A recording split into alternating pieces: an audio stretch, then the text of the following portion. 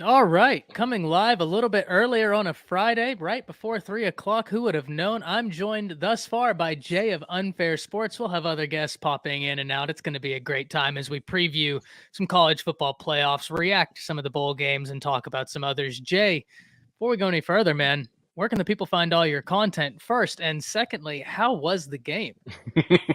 Of course, you all know I'm a staple on here with Ty. You can find me at Unfair Sports. Just search in YouTube Unfair Sports. You'll find me. You'll see my face all over the place. And yeah, man, Ty, thanks a bunch, of course, as usual. And I'm excited to talk about this game, man. The OU Florida State game was awesome. I'm in Orlando. Oh, Well, I was in Orlando. I'm now in Miami, preparing to go to the Orange Bowl to go watch Tennessee play against Clemson as the Hooker Hyatt ooh. 2020 shirts out. Even though neither one of them's playing in the game, but it's always fun to show some support for the other team that I root for or whatnot. But no, the environment was amazing. I went and hung out with a podcaster for Florida State, TJ Pittinger. He's from the Double Fries No Slaw Yeah. podcast. So I went and hung out with him, and they had a tailgate and stuff, so it was fantastic. The Florida State fans were very hospitable. It was an easy 90-10 ratio of Florida State to Oklahoma fans, which makes sense. You're in Florida. You're up the street from Tallahassee. It's not like it was a trek for them where it was a cross country flight for me almost. So no, it was great. The environment was awesome. If you can get to a bowl game out there, I highly recommend it. The Cheez It Bowl is pretty cool. It was definitely worth the time, worth being. The weather was perfect. It was football weather. It was like 60 degrees, maybe in the late 50s. It wasn't cold. It wasn't hot. It was perfect for the environment of football we got. And then we got an exciting game. Like one of those things that I was, of course, honestly super nervous about when I did my preview with DJ. And that was the one thing I said is that Florida State's a 10-point favorite. It's a lot lower than I thought. I thought that it was going to be more of a 14 to 17 point spread because Florida State is an actually good team, Very top good. 15 in offense and defense. Yeah, we talked about this before in the green room. They're top 15 offense and defense. We're right behind them on offense, but on defense, we're bottom 12. Like Oklahoma right now is just not at the defensive level that we want to be. And to be honest, in this game, this was, besides Nebraska, this felt like a Brent Venables defense. And if I may, I think that I could argue this was more impressive than Nebraska because this was a Florida State team that is, I'm not saying they're king of anything on offense, but they are so balanced. They're just so They are. balanced, right? They, They're they one of, run the ball very yes. well, and they have a 6'7" wide receiver, tough to guard. So, in terms of like how Oklahoma played defensively, this was one of the better performances we'd seen from Oklahoma, considering all of the opt outs that were had. I thought I was like you. I was thinking this would be a 10-point game. Just all thoughts because styles make matchups. This was a team that runs the ball very well with a running quarterback, and Oklahoma has really struggled against the run. So I Hmm. completely agree with you there. It was really interesting to see what they did. Yeah, it's fascinating because when I was sitting with within the, I was in enemy territory, of course, with the Florida State people, and I'm just like, as the game's going on, I'm like, they're trying to figure out what's going on. Why is this 6-6 team keeping this game so close? And I said, I'm gonna be honest. Jordan Travis is making some mistakes. He's not scrambling. You want to beat our defense, he needs to get out the pocket and scramble. But we played so physical. The Sooners played so physical in this game that he couldn't scramble like he probably wanted to. At the same time, Jordan Travis and Jaden Daniels remind me of each other a lot to the point of they're trying not to run. Kind of like the Bryce Young thing and the CJ Stroud thing as of late. We're seeing these quarterbacks who are very gifted avoid running. And I don't know if it's coaching, trying to put them more of a pro style mentality or something, but it seems like they did not want to get out there and just run. And if Jordan Travis would have, when he started scrambling, he got some yards, but at the same time, we got enough pressure on him to where it was tough for him to really do it. And at the same time, them trying to run up the middle, it was not working. Like Not at Florida all. State's a running team, and they could not get any yards on the ground. I mean, Travis granted passed for 412 yards in that game because it made sense. but we were out there running for 200 and something yards. And Well, I think also defensively, you had to pick your poison. Whenever you're playing an offense this balanced, it's either we die by the rush or we die by the pass. And yep, I think y'all rolled the dice and we're like, we like our chances stacking the box and taking our chances on the outside more than we're just going to let you run down our throats. And that agreed. guy's 6'7". He's a mismatch. Oh yeah. Johnny Wilson was absurd. Like, and it's funny because the um the long pass that he got at the end of the game against Bros, the safety, Was that the I one where he was hit it in one the one hand and hander. the other? Oh, Yes, that was he just pinpoint accuracy thrown to a guy that's so tall that the defender couldn't stop.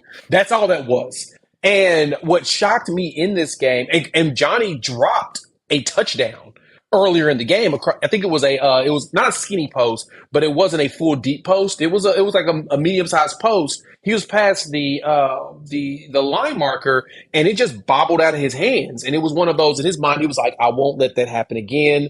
I'm going to do something big." And so he ended up doing that. But the crazy thing with that is they did not use him very well in this game. We don't have veteran secondary players. We don't have tall veterans. The younger guys that are coming in, like the Jaden Rose and stuff, are at the 6'1" and higher range. We're going to see more tall guys. But they didn't throw it up high to Wilson most of this game, which to me was quite disappointing. I figured it would be just jump balls. Now, granted, they may have had fear of him losing his legs, but I would have been tossing that bad boy in the air. It's perfect to attack a defense like that. But outside of that, this defense played, and just as Hank mentioned here, Jeffrey was out there getting pressure. Isaiah Cole was getting that pressure. Ellison was getting pressure. Everybody on that defensive line were not only stopping and stuffing the run, they were so physical. They were pushing people around. They did a fantastic job Joe had a of great just game. keeping us in the game. The only problem is that, you know, attrition. I think that to answer your question in the green room, I think it was attrition. We just got tired. And that fourth quarter showed. We didn't have the bodies to keep throwing at them because they kept running it so much. I think that eventually wore us down to where they could start throwing passes. Well, Trojan, I don't think you're really listening. We're not sugarcoating. We said that we thought Oklahoma would get beat by a much wider margin than they did. Both Jay and I thought OU would get beat by 13 points. We're At impressed that a least. team with 4 offensive linemen not playing was able to rush for over 250 yards. Meanwhile, their 1,000-yard rusher wasn't there. Nuance is important. Also, for the second half of this Trojan, the show we did on Friday was winners and losers in recruiting. In I recruiting. understand that you didn't like when we said, USC was a loser on early signing period, but they were. Lincoln Riley said that he could not recruit at OU, so he had to go to USC. He recruited well at USC, but the guy who's never been a head coach and just went 6-6 out recruited him. It is absolutely a losing point to die on the hill of I have to leave here to recruit, and then you lose the recruiting battle to a coach that just went 6-6. That makes you a loser on early signing period. Now, we both concluded your class is great. The guys you have in your class are fantastic. You have a good recruiting class. But if you're asking me, did USC win early signing period where they did not sign any more 5-stars than Lincoln Riley didn't have when he was at Oklahoma, and he didn't address the defense at all, I can't sit here in good conscience and say USC won early signing period. Now, Yeah. maybe USC will win the portal. That's completely within the realms of possibility. And I And to be understand. honest, what you're saying, Ty, I think you're spot on. Sorry to interrupt. I think you're right that it seems like more Lincoln Riley's goal is to go after players that seem to be a little bit more established instead of trying to get guys that he has to Which is fair. develop, which is totally fair. But Trojan, you got to understand that was the thing that he said he could not do at Oklahoma. He couldn't recruit, just as Ty just emphasized heavily. We're not saying that Lincoln Riley is going to produce some offenses. You guys are going to have some fantastic offenses. If you notice with the Oklahoma signing class, it was really defensive players. It was the players that, that Riley and staff whiffed on. And granted, Lincoln and them did get some 5-star defenders, and they whiffed on them, it seems. And so now we're starting to see a change in that where we're getting more of the transcendent players that Lincoln Riley said he couldn't get. And so we're not sugarcoating this game. The game was a loss. It was a 3-point loss on a spread that was 9.5 to 10 points going into the game. The over in a under was game at that OU should have had 67. no business even being in.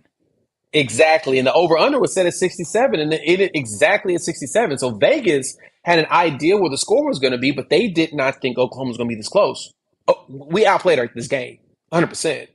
And at the It's same just time, like Ty, you when said it USC perfectly. lost against Utah. I wasn't Yeah. sugarcoating the loss because that, you know, but no, Trojan, that's not what he meant. That's what you extrapolated from it. Verbatim, he said, I need to get out of here because I cannot recruit the talent I need to Oklahoma. He did not say Oklahoma does not produce the talent. He says, I cannot recruit the talent to here. He says, he didn't And say the talent from here. To and from are way different things, Trojan, yeah. completely different meanings. So And let me that's add not, to that. that's Let not me add to that. logical. Lincoln was bringing California players to Oklahoma. He had Yeah, them already that's not committed a and good ready to come argument play at all. here. So yeah, That's not a hill I would there's die not on. there's more. California produces more. Texas produces way more than California, and that's where your big Florida boys, produces more. I mean, California Florida, produces Louisiana. great players. Trojan, here's what I said. Here's what I mean, though. I'm not sugarcoating when I say that USC had an amazing season, and even their losses to Utah were impressive. I'm on the record saying their losses to Utah are impressive because I didn't think USC would be as good as they are this year. That Mm-hmm. doesn't mean I'm sugarcoating USC's losses. That means I'm providing nuance onto why the loss is not as impactful as others may think. Because I didn't think you'd be in this position, much like Oklahoma right here. We're not sugarcoating, but the nuance to this is they shouldn't have been in the game. And I At get all. it. Whenever we said USC lost, Trojan, we are specifically speaking of early signing period recruiting. I have no Yes. doubt that USC will be a top 10 class in transfer portal acquisitions. We're not even Yep. speaking to development. We're not speaking to anything but recruiting. And even then, to 100%. your point, you had a good class. So, but we're not sugarcoating this. This is the reality of the situation. You want to know the very real situation here? Oklahoma shouldn't have been as close as they were in this game. At Styles all. make fights. Oklahoma has not been able to stop the run all season long, and they were able to successfully limit Florida State's rushing attack, a rushing attack that I thought would really take advantage of the Oklahoma defense. Oklahoma actually limited them to the under 175 yards, and it was actually Florida State's passing attack that took a ton of advantage of Oklahoma tonight. I thought In it'd the be fourth backwards. quarter. Yeah. In the fourth quarter, too. There was two drives, those two drives, 120 yards of passing on those last two scoring play possessions to them in the fourth was really the telltale of the game. It wasn't that it was you could tell the attrition. They were getting tired. You can tell that there wasn't the depth wasn't there. And surprisingly enough, they didn't want to play the freshmen on the defensive side. And I honestly believe the reason was because they didn't want them to get exposed too much yet. Like, freshmen will be out of spot. They'll be out of place, and there'll be a lot bigger openings in comparison to what it is. Now, I am the type of person to let them try anyway. If they fail, they fail. It's a bowl game. It's not like it really matters that much. It's a great tool to assess what you have and evaluate how they're going to react in real live game situations at a neutral site. But yeah, I would have probably put a couple of the younger guys out there a little bit more just to see what they would do. But at the same time, sending the veterans out with their final hoorah is also a very good thing to do. So it's so tough. It's a tough balance you have to have in that situation. Yeah, no doubt. Lucas says, I think California talent is overrated. Oh, I can't say that, Lucas. There's a Nope. lot of fantastic players from Cali, and that the Trinity League out there is the best.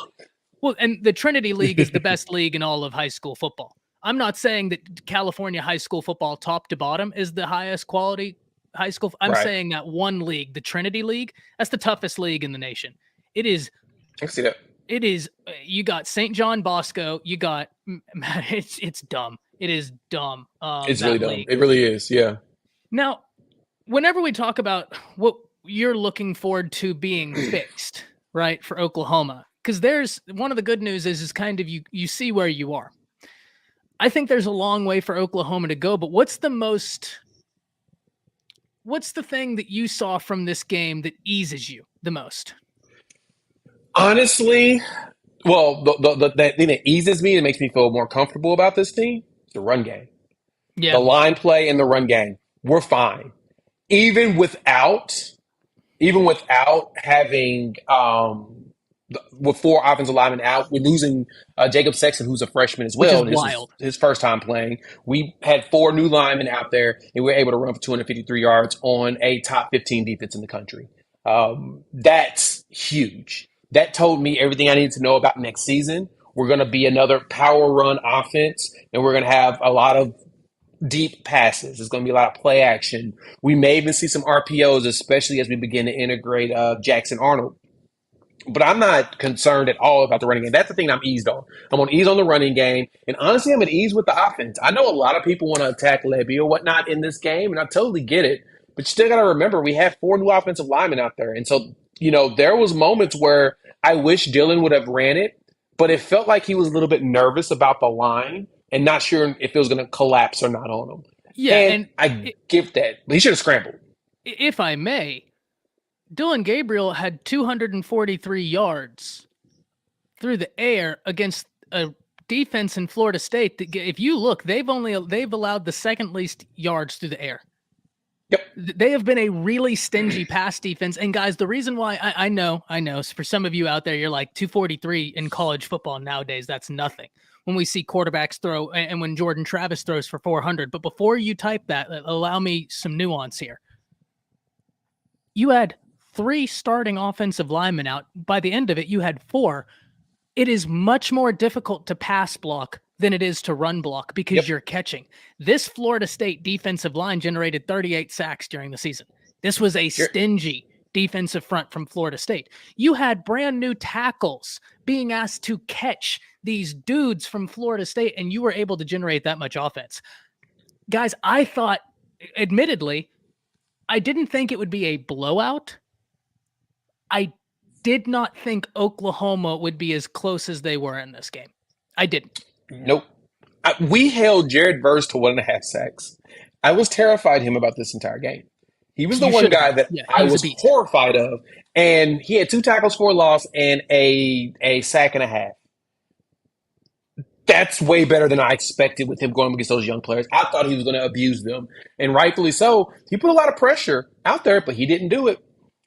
Exactly. He shrunk that offense. He shrunk down to the run game, and he forced Florida State to man up and be physical. And to be honest, we kind of out-physical them in this game. And that's what I was shocked on. That's one of the reasons I'm really interested, and I'm excited for PG to come in here because I know PG was kind of upset about the way Levy had called this game. But from my perspective, if you're facing a defense that's the number 2 against the pass in terms of passing yard allowed, and you have 3 offensive linemen out, by the end of it, like I said, 4, but both tackles and your center. So if we're talking for a passing game, the 3 most important, you don't have in. It made complete sense for him only to attempt to pass it 24 times and for him to be much more interested in running the football. That made complete sense because you have a patchwork offensive line. The easiest thing to do is push. And Trojan, you are 100% right here. The Cali quarterbacks right now in college football, it's a little bit crazy what they are doing. Last season, for instance, there was like 7 California quarterbacks. Trojan, you might need to help me here. It was Coral. It was like 7 guys that were lighting college football on fire, and all of them were from like 100-mile box from each other in California. They're 707 out there, man. They train beautifully. Yeah, the talent out there is unbelievable. No doubt about that. I thought that the game plan was pretty good. Yeah. And to go with that, that was a great statement on Levy killing the clock. One of those things that was a shocker to me was that we actually slowed down. We slowed down. Like there was a possession we had for 5 minutes, and I looked at the people around me. I'm like, okay, this is weird. And they're like, well, what do you mean? Like, we have 5-minute possession so far. Like, what are you talking about? We don't have 5-minute possessions. Like I think we've had like 10 all season. We don't do this very often. It's usually 1 to 2 minutes and boom. But they would go up like they were going to rush. They see what the defense is going to do. They'd pause, wait a moment, make a quick adjustment if there was an adjustment, and then run the play, and we saw success. We'll get more of that next season, I think. I think with Levy, it was more of a trying to compensate for the defense that we have, and we're not having to do that as much come next year. We'll have players in the right spots with the right experience that will be able to make it to where we can be a lot lighter on the offensive side. Yeah, no doubt about it. Now, there's a lot we could keep unpacking here, and I have no doubt we're Yes, going to return. that was But fun. I do know that you are going to be heading to yet another game today, the Orange Bowl. And before we get too involved in that, I did want to give you a chance to kind of talk about what you're looking for there as Tennessee versus Clemson, and what a matchup there. Now, everybody in the chat, Jay and I have a little bit of a bet, and I'm telling him I'm going to win this bet. I bet him that the orange team would win the Orange Bowl. He's not convinced, but I'm feeling really solid. I'm not saying this is betting advice, but if you're going to bet on who's going to win the Orange Bowl, I'd look very heavily at the orange team. What are you excited for, man? I think this is going to be a great game. I I'm think it really pumped. is. I think it is as well. It's going to be two new quarterbacks, and I'm kind of curious of anything is one, how Joe Milton's going to play in this game, how controlled he will be with his passes, because the dude's huge. He's like 6'5", 6'4", 6'5", 250. He's got speed. He reminds me of a very diet, watered down version of Cam Newton. Like he's Okay. that strong. He's fast enough. He Did you has see a the rocket orange throw? arm. Huh? Did you see the videos of the orange throw? That's terrifying. He's He just throwing it he's from just, China. his accuracy is his only problem. Is that he doesn't know how to let up, and that's why he didn't make it at Michigan. That's why he ended up transferring from there.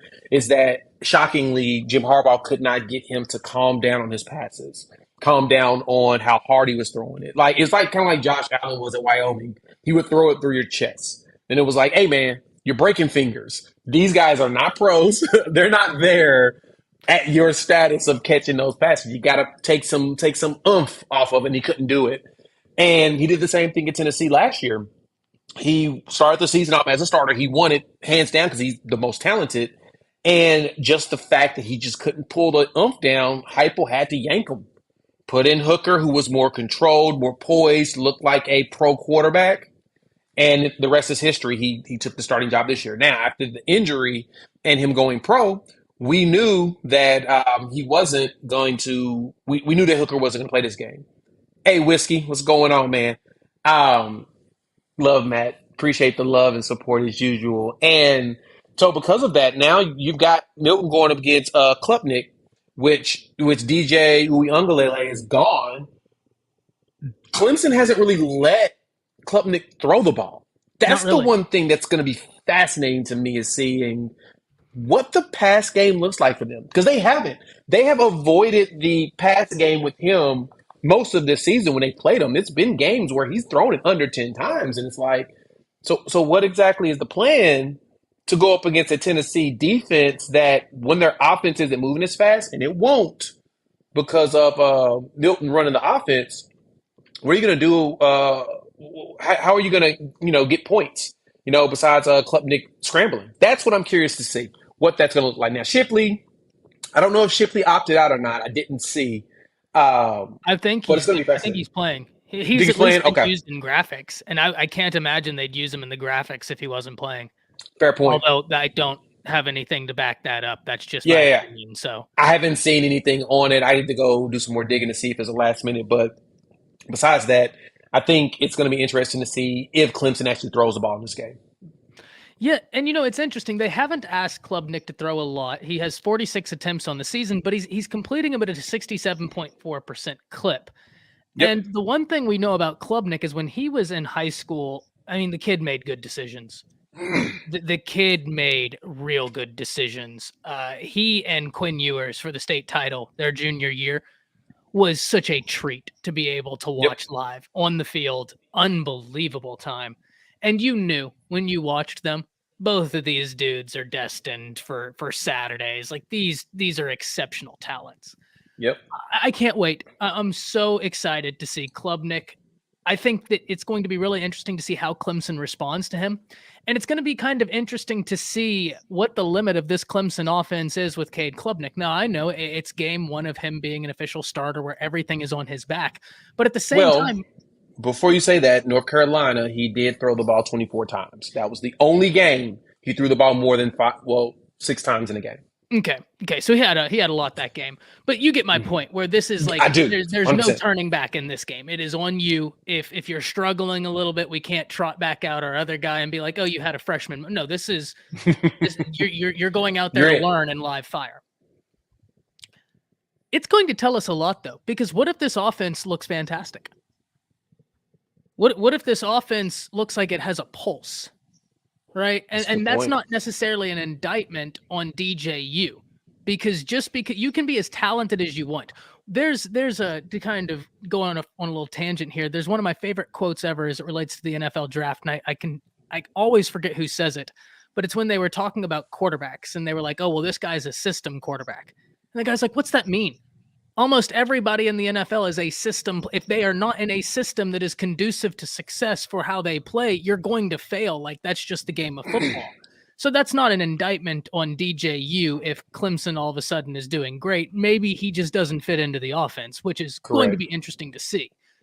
But I'm more interested in seeing how this Clemson defense is going to look, because I just remain fascinated by the Clemson defense, right? I mean, you just look at some of the pieces they have. I remain fascinated by it.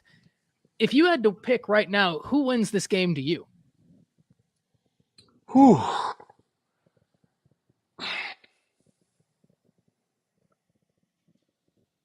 I honestly think that Clemson has a really good chance to win this game. Yeah, that's who And I I would probably only pick. and I only say that because I think Tennessee had more opt-outs, more so offense and defensive side in preparation for the draft. They had a lot of them. They had some of the star players declaring for the draft, and a lot of them are not going to play in this game. And to me, that kind of gives Clemson a little bit of an edge. Now, the only other thing is Clemson saw a lot of players going to the transfer portal. That doesn't mean that if they haven't got homes yet, that doesn't mean that they're gone. Like for example, for Oklahoma, Josh Ellison and Bray Walker both played in this game against Florida State, even though they're in the portal. More so because they A, don't have homes yet, and B, they want to play in this game, so they're gonna wait on their decision until after basically bowl season.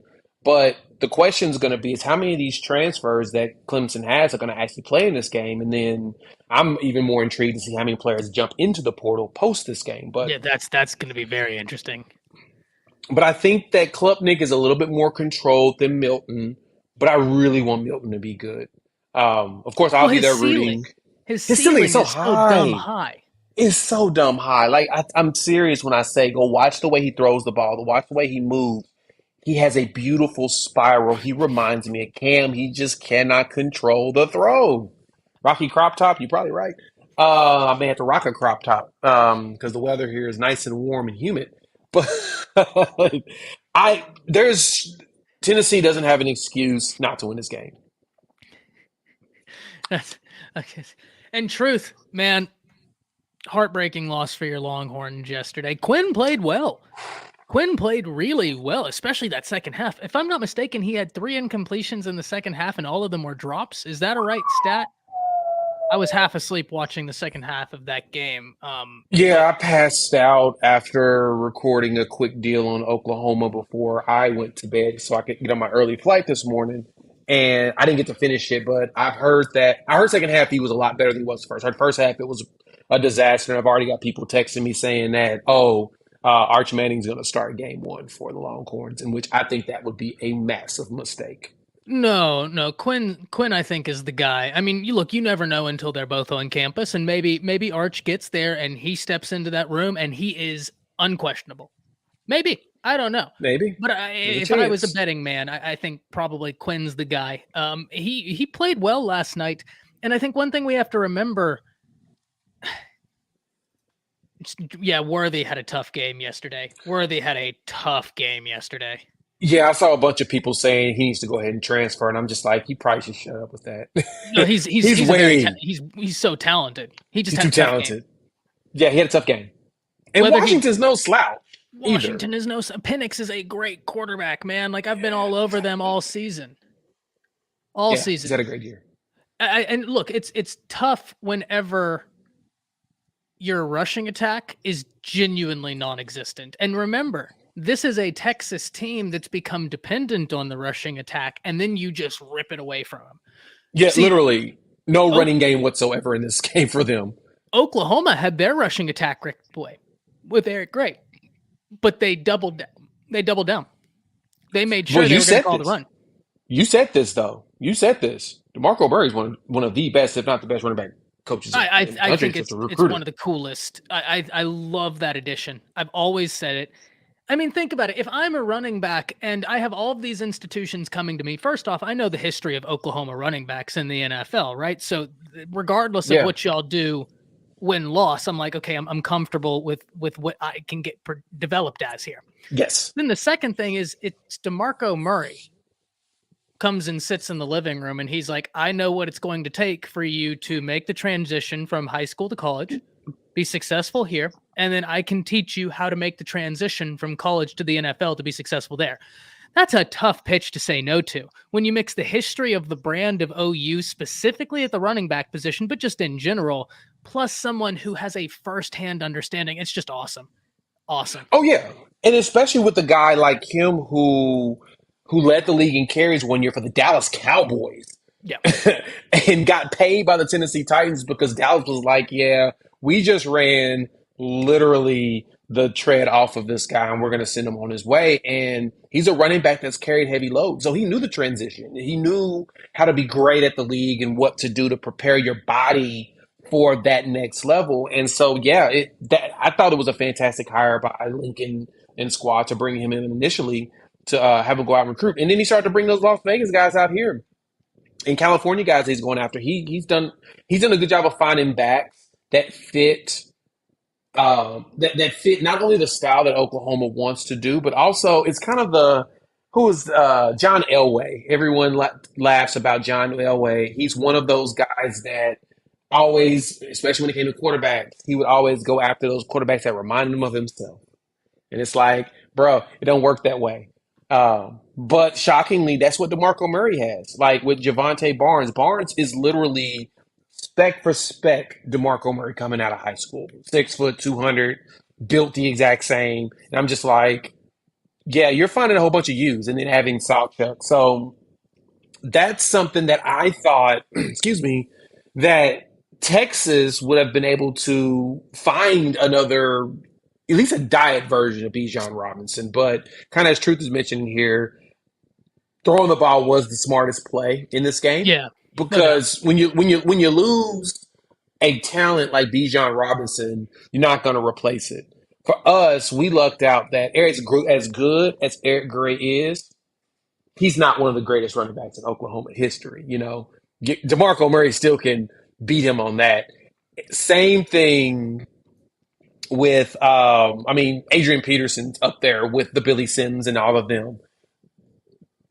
Eric was good. He was just a good placeholder, like a Bijan's Kennedy Brooks. ability wise up there with the greats of Texas. Yes, Yeah. he is. He's up there with your Rickies. He's up there. You know what I'm saying? He's up there with Such your talent, man. yes, Eric Cedric Benson's. He's up there with those backs. So it's going to be hard to find another one. It's going to take a year or two. It'll probably take Sark a couple years Well, he's to got Cedric find Baxter another in one. this class. Well, yeah, Baxter I think has a good chance of being that next special one. He's a But we'll beast. see what the depth chart looks like for Texas. But no, Truth, you're right. That's the one thing that I say I'm happiest about for Oklahoma is our running back room is everything we need it to be. I think Dylan Gabriel will be fine, and Jackson Arnold will walk in eventually and be our Trevor Lawrence. But overall, yeah, running back room is good. You And so for certainly hope so. Texas, yes, yes. There's no excuse now. You got two freshmen run for 100 yards. Like, what's your excuse in this one? You know what I'm saying? Moving forward. But for Texas, I was fascinated going What back and looking at profile some of picture it. do you have, Jance, and why? What, you don't like that? You don't like Bill LeBron? What's wrong with Bill Here we LeBron? go. Why is What's going on with everybody him? trolling, Ty? Come on, The Jans. greatest offensive coordinator of all time? I'm a little heartbroken. Yeah, I'm a little disappointed that you would actually troll your boy that hard, Yeah, y'all Jans. tripping, man. That's the best offensive coordinator of all time. You kidding Oh me? man! All right. You know how many So, quarterbacks the Jets use? Ty, do me a favor. Call the police. He's obviously being held hostage, Yeah, he and needs this help. is a cry for help. He needs help. This is a cry for help. This is not a situation where he's not. He's crying for help right now. But no, truth. Just make sure you tell all the Texas fans to shut up about Xavier Worthy, and he will be fine. He's gonna be really good for you all next season, unless y'all do enough to get him to want to transfer, and he goes to I'm USC. And I don't also want that. very excited about Isaiah Nayor for the Longhorns. Ooh. And Jay, you'll know this because you've heard me say it frequently. I think Jonte Cook is very, very talented. I think that guy is really, he's very, very, very talented. Excited to see what he does. But Jonte Cook is gonna be really good. he's going to be very good.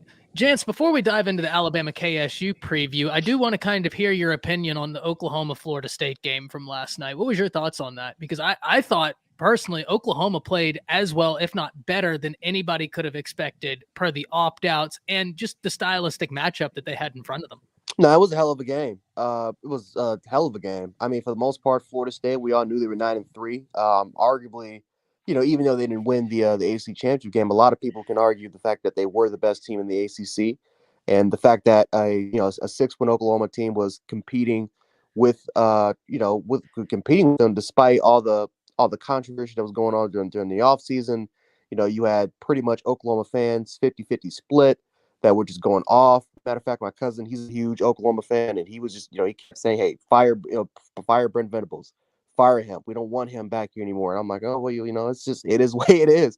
I mean, that's, it's been a rough year for them, and even though they lost the game, I mean, you saw what was going on. I mean, the fact that people were making fun of them for going 6-7, but no, it was a hell of a game, hell of an effort, and you know bowl games, I think, are just they're just different compared to what they used to be in the past. I just like these games, especially that particular one. It's more of a participation trophy. It is what it is about that. And I think that this is just more of a outlook of what could potentially be for next year. And the fact that a lot of these guys, a lot of these kids, were able to go in there and that they were able to fight with a pretty good Florida State football squadron. That they didn't have a lot of opt outs. It's not like they had a lot of opt outs at all. I don't think they had any opt outs. Matter of fact, for the game, that's a positive sign for next year. A way positive sign for next year because compared to some of like a bowl game, like let's say Buffalo versus Georgia Southern, where both teams are evenly matched. This was a game, or North Carolina, Oregon, where both teams are evenly matched. This was a game where Florida State was the better team. And I don't think it was close from a coaching standpoint and from a talent standpoint. I think Florida State was just a little bit better than Florida State, and they had at least from my expectations, they well exceeded my expectations going into this game. I thought it was going to be a blowout. This ended up being close to the wire. I mean, Florida State probably should have won this game, and that is again, that's a positive sign, definitely going into next year. Yeah, and one of the things we were talking about, Jans, before you came in here, is Oklahoma had 3 starters on the offensive line opt out, and then the guy they had, I think it was left tackle or right tackle, regardless, one of the tackles, Sexton, he got hurt like first drive of the game. So you were Left out tackle. It was the left one tackle. that was in Great. front of Gabriel because they put Tyler Guyton on the blind side. That's good. So your left tackle gets hurt instantly, and now all of a sudden you're out 4 offensive linemen. You're out both tackles, your backup tackle, and a center, plus your 1,300-yard running back, and still you had 2 freshmen go for over 100 yards rushing. Look, I'm not saying that this game is perfect for Oklahoma. I'm not saying there's not a lot of teach tape to be had from this. I'm saying relative to what my expectations were, relative to what the matchup dictated, OU did as well as you could have possibly hoped, and they still had an opportunity to win this game. The touchdown doesn't get called back because the push in the back, boom. There's your points right there. You get what so super interesting game. Very excited to see what work Oklahoma does in the portal, what work they do in spring. It's going to be a really interesting situation to keep up with. But now, guys, it is time. It's time. Bama, K-State. I am so excited for this. I think this is a game a lot of people are going to overlook. Kansas State's a very disciplined team. They're a very well-coached team. They're not going to hand you a bunch of mistakes and just be like, take advantage of this. Now, I'm not saying that they are the most disciplined team in the nation, but they're not like Alabama has been this year, where they're going to give you 17 penalties against Tennessee. That's for Bama in this game. My biggest thing, it's going to be tough to beat Kansas State and Alabama. You've got to eliminate the mistakes, do not hurt yourself, and you can be successful in this game. I think, Jance, I'm super interested in hearing from you on this one. One of the most intriguing things to me about this Kansas State team is whenever you look at it, so many people, and deservedly so, give all the attention to Deuce Vaughn because he's such a weapon for this Kansas State offense.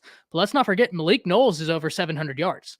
They've got another receiver over 500 yards, another receiver over 400 yards, both tight ends averaging over 14 yards per reception. So this is an offense that I think so much attention gets given to Deuce Vaughn. They slip things in every other facet of the game to really hurt you. What are you most concerned about? And then what are you most excited about, Jance?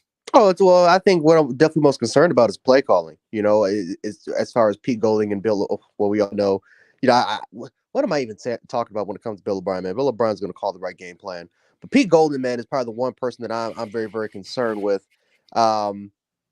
It's just, it is the attention to detail that I am definitely a little worried about. Because again, are we going to be too focused on Deuce Vaughn? Are we going to really underestimate what they have at the receiving position and what they can do in the passing game? Like, that is what I am definitely concerned with a little bit more often.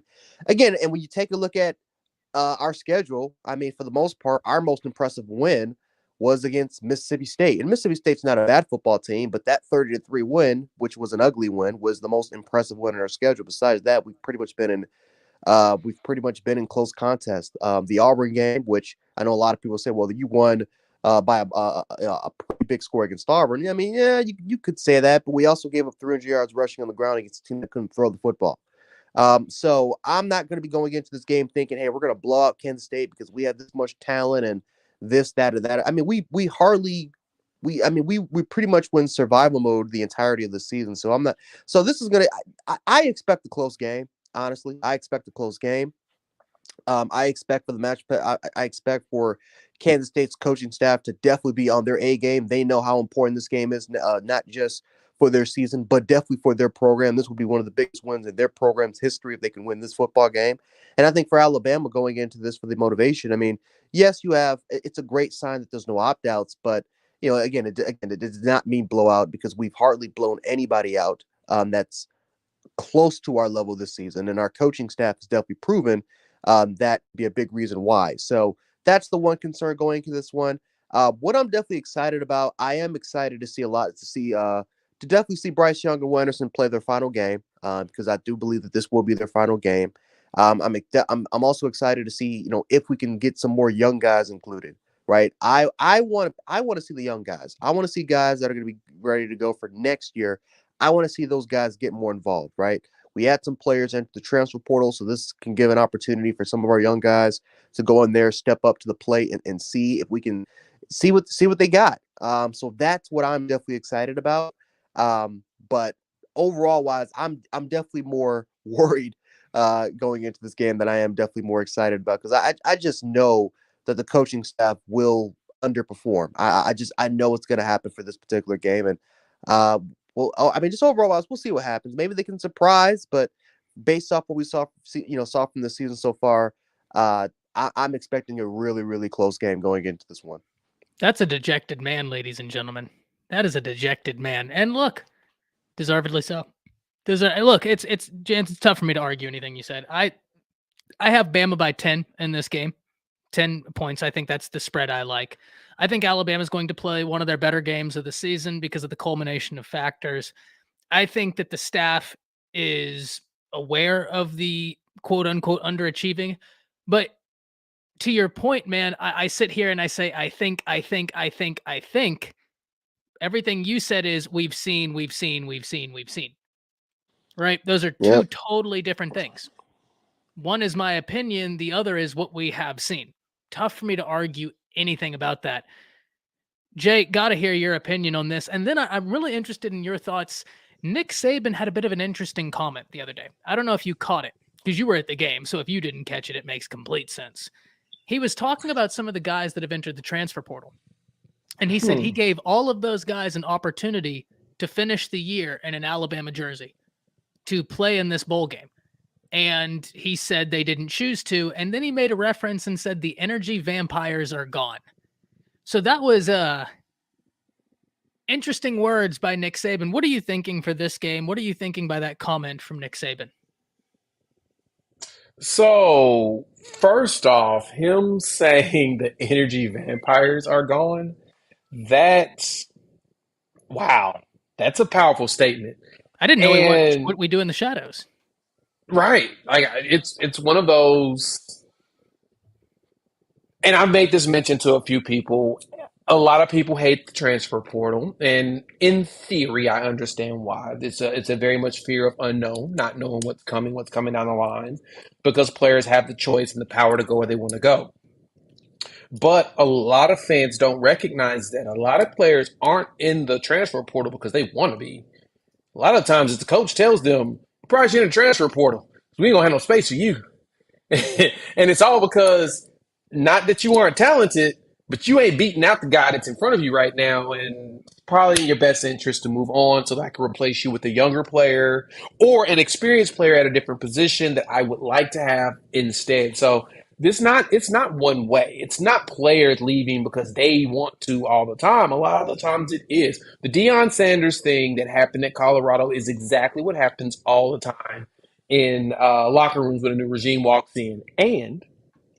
And it is even more prominent since the transfer portal has opened up 2 years ago. Coaches have no reason to hang on to what they call dead weight or, energy suckers, as Nick Saban would talk about. So, but outside of that, that's a fascinating statement by him, but it just really just confirms my thought on these coaches are sending these players on. And it makes sense. Why keep a guy around that's not going to be able to compete or play? So outside of that, he's not wrong. And so going into this game, I want to see the type of game that Bill O'Brien calls on this one because if he calls the proper game in this one is the game makes sense as far as game plan goes, there's no reason why you all don't win by 2 touchdowns. There's no excuse for it. There isn't. The spread is set right now at Alabama -7, which honestly is a lot lower than I expected. So Vegas thinks Kansas State's actually better than advertised, or they think that Alabama just isn't as good as they should be as far as execution goes.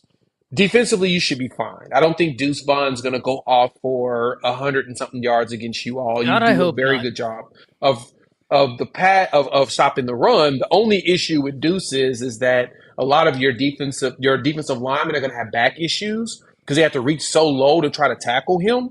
Tough. You got to grab at your ankles in order to get his face mask, and that's going to be a problem for those big dudes trying to go down for a guy so small. So he's going to have a very good chance of being super shifty and just running through and between people's legs. Just think about like I'm chasing a toddler around the house. It's kind of what's going to feel like in this game. But with him being so fast as well, I think your linebacker should be fine. Henry Oto, what was it? To'o. Oto. I'm gonna be honest. I kind of see why he left Tennessee, and I'm really surprised he's still in Alabama. I'm just gonna be honest. He ain't been it. He's better I know, in right? There you sideline go. to sideline stuff than in stopping the run. I think that's you know me, man. I That's what, always try and give the positive because my thing is if I can't go out there and play linebacker better than he can, I'm not going to sit here but to be as kind as I can, he's not your typical Alabama linebacker At all. And I'm just surprised that he left. I was surprised he left Tennessee, which I got why with everything falling apart. But at the same time, ended up in Alabama and then still playing that way threw me off. that's Not why gonna lie. I mean the energy vampires are still there. I don't know why Nick Saban said that they're gone. They're still there. There's still some Well, there.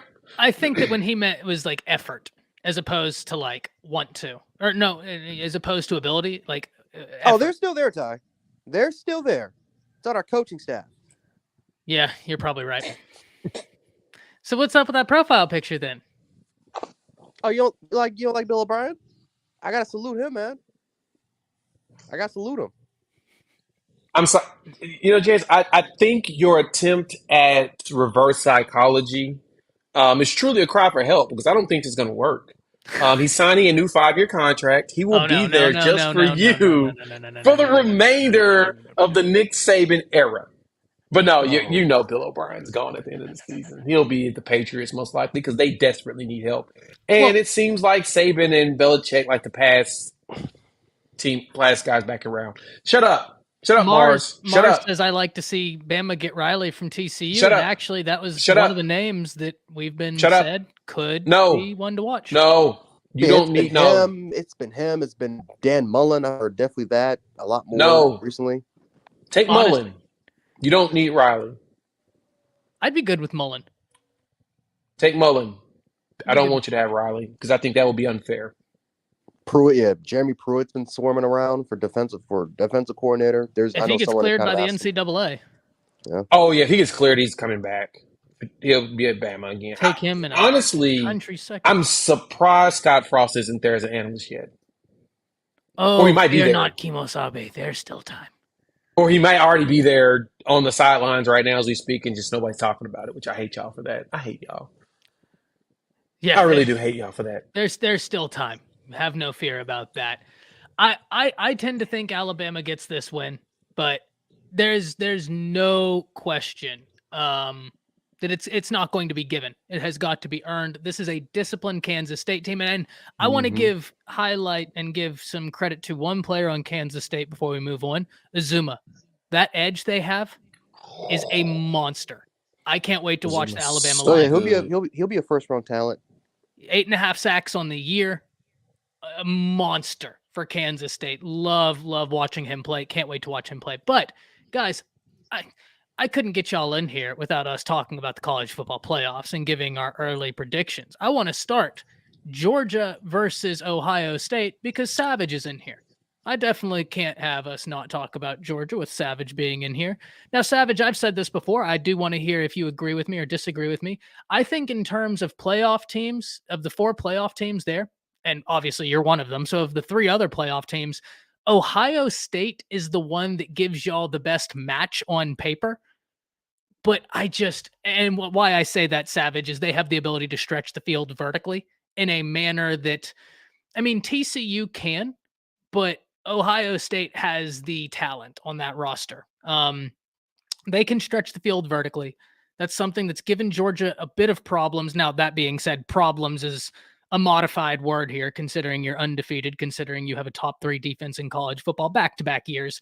Your problems and other teams' problems are 2 totally different conversations, if you get what I mean. So problems relative to Georgia, which isn't a problem. But suffice to say, any team that can get you vertical can beat you, and they have the ability to do so.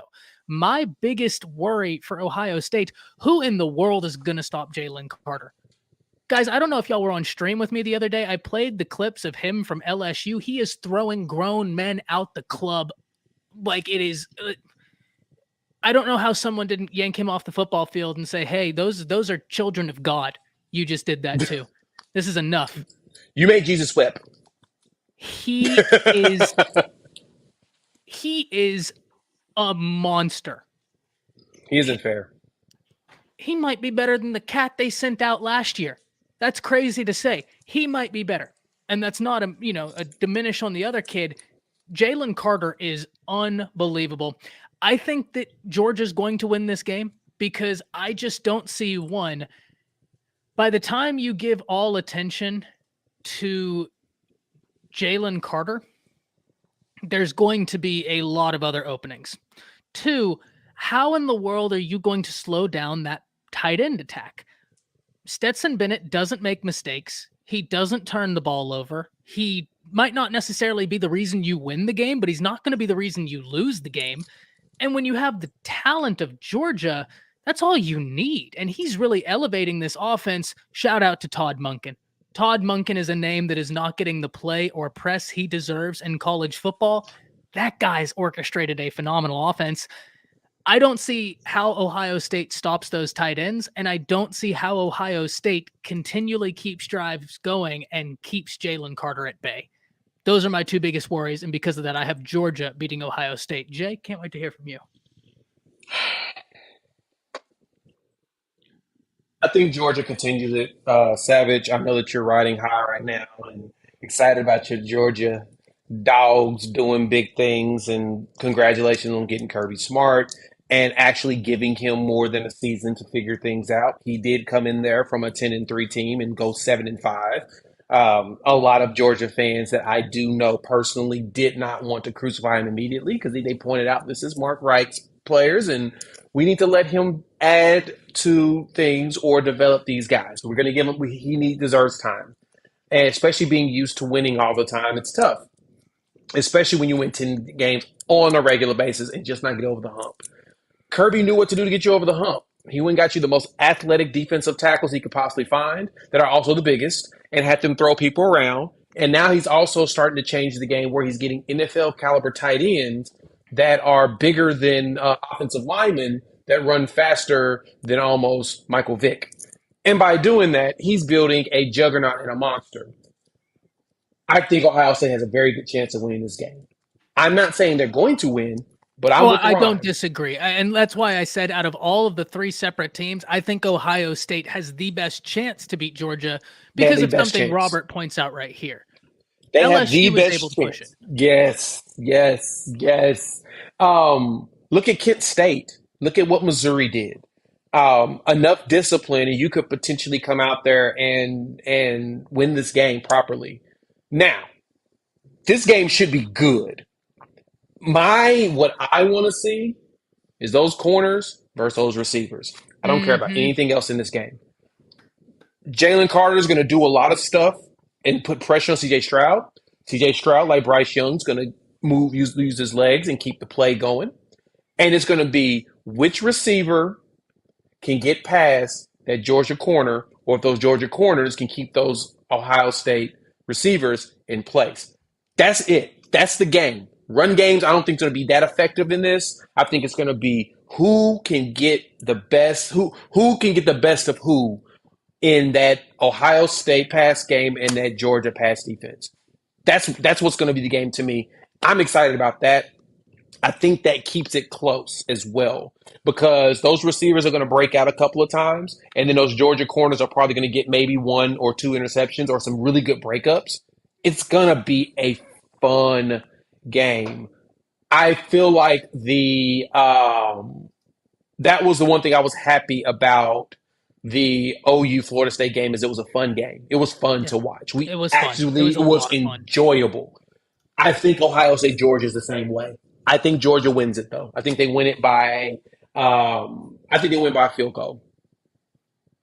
But Ohio State puts up like 500 yards of offense. It is going to be interesting. Gents, Ohio State, Georgia. What are you thinking, man? Yeah. And before I let you go, I got to go say bye to the fiance. She's about to head out, so I'm going to be right back, but go ahead. Gotcha, bro. This is a tough one, man, because from a matchup standpoint, Ohio State, I think, is the best team that can match up with Georgia. And I really wanted Ohio State to make the playoffs last year because, especially with last year, I really wanted to see that matchup of Georgia's receivers going against, of Ohio State's receivers going against Georgia's secondary, right? Going against their cornerbacks. And the closest thing that we were able to see from that was Alabama versus Georgia. And again, it happened twice, but more preferably the SEC championship game because it was the first time you went up against, two elite receivers. Even though, again, John Mechie was probably one of the best underneath receivers in the country. Jameson Williams was one of the best deep threat. He was one of the best receivers in the country that can go over the top of you. And we kind of saw what happened in the SEC championship game where Georgia pretty much had no answer. Now, a good reason why for that was because of their pass rush and because of just their defense playing a lot more conservative than what it was able to do before. But I think that was just a testament to literally just giving a lot of respect to Alabama's offense because of Bryce Young and how pretty much he can operate Bill O'Brien's offense and just pretty much the amount of stuff that was going on with that game. I think this is going to be a very similar game, right? I know a lot of people can bring up, Tennessee, right? That's the first thing a lot of people would like to bring up is Tennessee, of how they were able to stop Jalen Wyatt and Cedric Tillman in that Tennessee offense. But the one thing that I like about Ohio State's offense, and the reason why we call it so elite is because they can kill you in 1,000 cuts, right? Their passing offense doesn't rely on 3 receiving routes, and it doesn't have to rely on specific concepts in order for them to win. They can kill you with 1,000 cuts, and it's going to be a way more diverse type of game plan with this offense. I mean, again, they can spread you out wide. They can run. They can run multiple sets if they want to. They can rely on the running game. Their running game should definitely be a lot more healthier going into this game. Their offensive line is better than Tennessee's. So this is going to be a matchup where it's going to be interesting to see. And Keely Ringo is a player that I'm highlighting for this game because I like Keely Ringo. I think he's a first round talent, but who was really the best receiver that can test him? The best receiver that's ever tested him was Jamison Williams, and we kind of saw what happened in the SEC Championship game. Now again, that was last year. We're going into a new year. Cedric Tillman was the best receiver that he's played against this year, and he's done a great job against him. But you're talking about a Cedric Tillman that was coming off a major injury that was going into that game. Was he really 100% going against Keely Ringo, especially in that environment, in those conditions? I'm not too particular sure. And if you look at, and again, if we take a look at Cedric Tillman as far as his route tree, I mean, Jay, you can attest to this. I mean, it was very limited. He had a very limited route tree going against Keely Ringo. And, again, Georgia has not gone against has not gone against any sort of elite offense for this particular year besides Tennessee. That was the one challenge they went up against. They passed it. But, again, Jalen Wyatt was by far their best receiver going into that year, and it wasn't even particularly close, right? And again, Brew McCoy, I like him a lot. But I'm actually much more in love with Georgia's safeties. I don't think anyone's really talking about their safety play. I think they have some of the best safety play, if not the best safety play in the country besides their corners. I still think that they can be tested. And it's going to be interesting to see. Ohio State's defense, I think, can present problems. No one's talking about the defensive line because of how Michigan was able to manhandle them, but JT Tuimoloau, Jack Sawyer, Zachary Harrison, they have a pretty underrated interior defensive line. That is, if they can step up and play up to their potential, Jim Knowles can put this team in a sort of position where they can step up there. They've got the potential to cause problems to Georgia. Georgia's offensive line is not invincible, right? They do have some sort of issues that Ohio State, I think, can definitely exploit, right? They have a very, very good pass rush if they can. But the problem with Ohio State, though, is the fact that when it comes to dealing with physical offensive lines, it's been a struggle. And that's been the one critique about them, is that if they can match up against teams with their own talent level, how can they handle the physicality? And they've simply lost twice to Michigan, of course. But, when you take a look at, just a version of what Michigan's offensive line looks like, you're looking at literally the direct reflection, if not better, with Georgia's offensive line going in. So it's going to be Michigan might game. have the best O-line in the country. Yeah, of course. But, again, I think a lot of people are going to be taking a look at, well, you're in the Big Ten. Are you going against again, you have not seen anything like Georgia's defensive line all year, right? So that's kind of been, because we said the same thing last year. I mean, last year, everyone kept saying Michigan had the best offensive line in the country. And then look what happened when they played against Georgia. Now, again, you're talking about a generational defense, but still, a lot of those dudes, the talent level, I think, is just a little bit different compared to what we've seen in the past. But no, it's going to be interesting. This is an interesting game. I think that from a matchup standpoint, this is the team that I think if there's any team that's going to cause trouble, it would be Ohio State. If they play Michigan, I think it's going to be a similar result to what it was last year. Because I think I completely agree. No. I was about to say I completely agree. Completely agree. Yeah. I just think that it's going to be a similar result, in my opinion, to what it was last year. But no, this is a game that I think I think what Jay said, man, it's going to be Ohio State. I think they're going to put up a lot of yards. It's going to be interesting to see what they do in the red zone, but this is going to be a very, very close game. I don't think that it's going to be any blowout for this one. I think it's very, very close. I think Ohio State's going to be the right game, but I still have Georgia slightly winning this game. Same. I'm in the same boat, and everybody's mentioning the physicality of this game. Don't get it twisted. Ohio State's no slouch when it comes to the trenches as well. Now, the big difference is that they're not playing against the elite play of the SEC from like a Georgia and a Bama or even at Tennessee this year, who actually had some really solid trench players. Ohio State didn't have to deal with that. You know, the only team they dealt with that with was Michigan, and they lost that game. But Michigan's also they were very much prepared for Ohio State for the second straight year. That was their Super Bowl. That was the game that they had to be prepared for in order to survive. They knew that that was the most critical game for, especially Harbaugh's career. And so, don't pretend like the 5-star big guys from the Big Ten area didn't go to Ohio State. They've got some big guys. They've got some good linemen. They've got some good defensive players. I mean, they put out 3 top 2 picks on the defensive on the edge, like 3 years in a row, from the Bozas to Chase Young. They've got them. We just got to see if they can execute against Georgia. If there's a thing that I'm worried about Georgia on, and Savage just said it right there. Ohio State has a better quarterback and wide receiver. I'm worried about Stetson Bennett going against their defensive line. Ohio State's, they can get pressure. They're going to do it. I think that Stetson's got a little bit more. His experience is a lot better than what J.J. McCarthy has, so he should be able to outperform what J.J. did. But at the same time, I mean, no shade Stetson Bennett, but he is Stetson Bennett. And to piggyback off of this comment, Frank, I don't disagree, but because Georgia's tight end play is so exceptional, it extends past just a simple third down and red zone issue. It becomes it doesn't matter if you first down after you fair caught the kickoff, Brock Bowers is a threat. Yeah. 75 yards to go. Yeah. That guy is a threat. Ohio State is such a weird team, man, because when you take a look at them on paper, they have 5 stars and 4 stars all over the damn place. I mean, that could match up with any team in the country.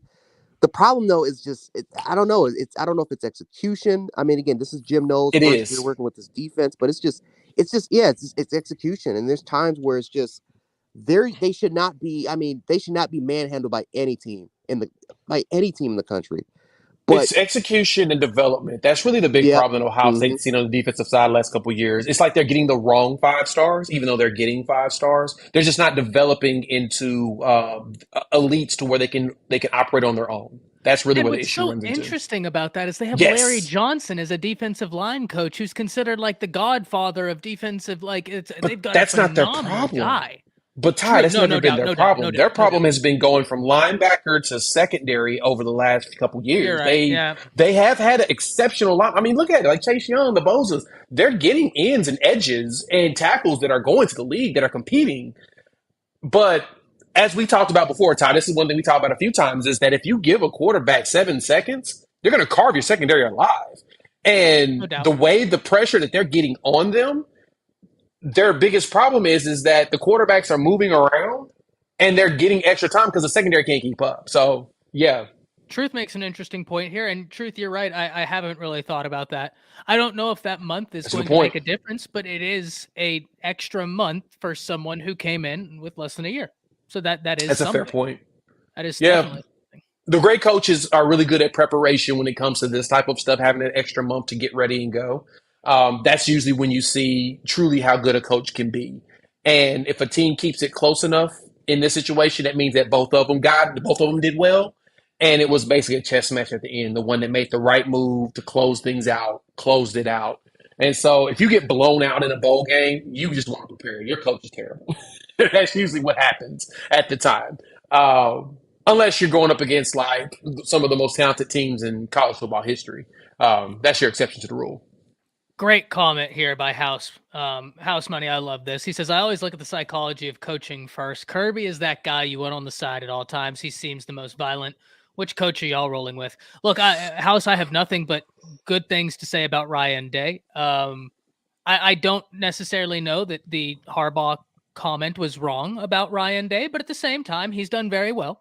He's maintained a winning tradition there. That being said, though, House, I'm taking Kirby.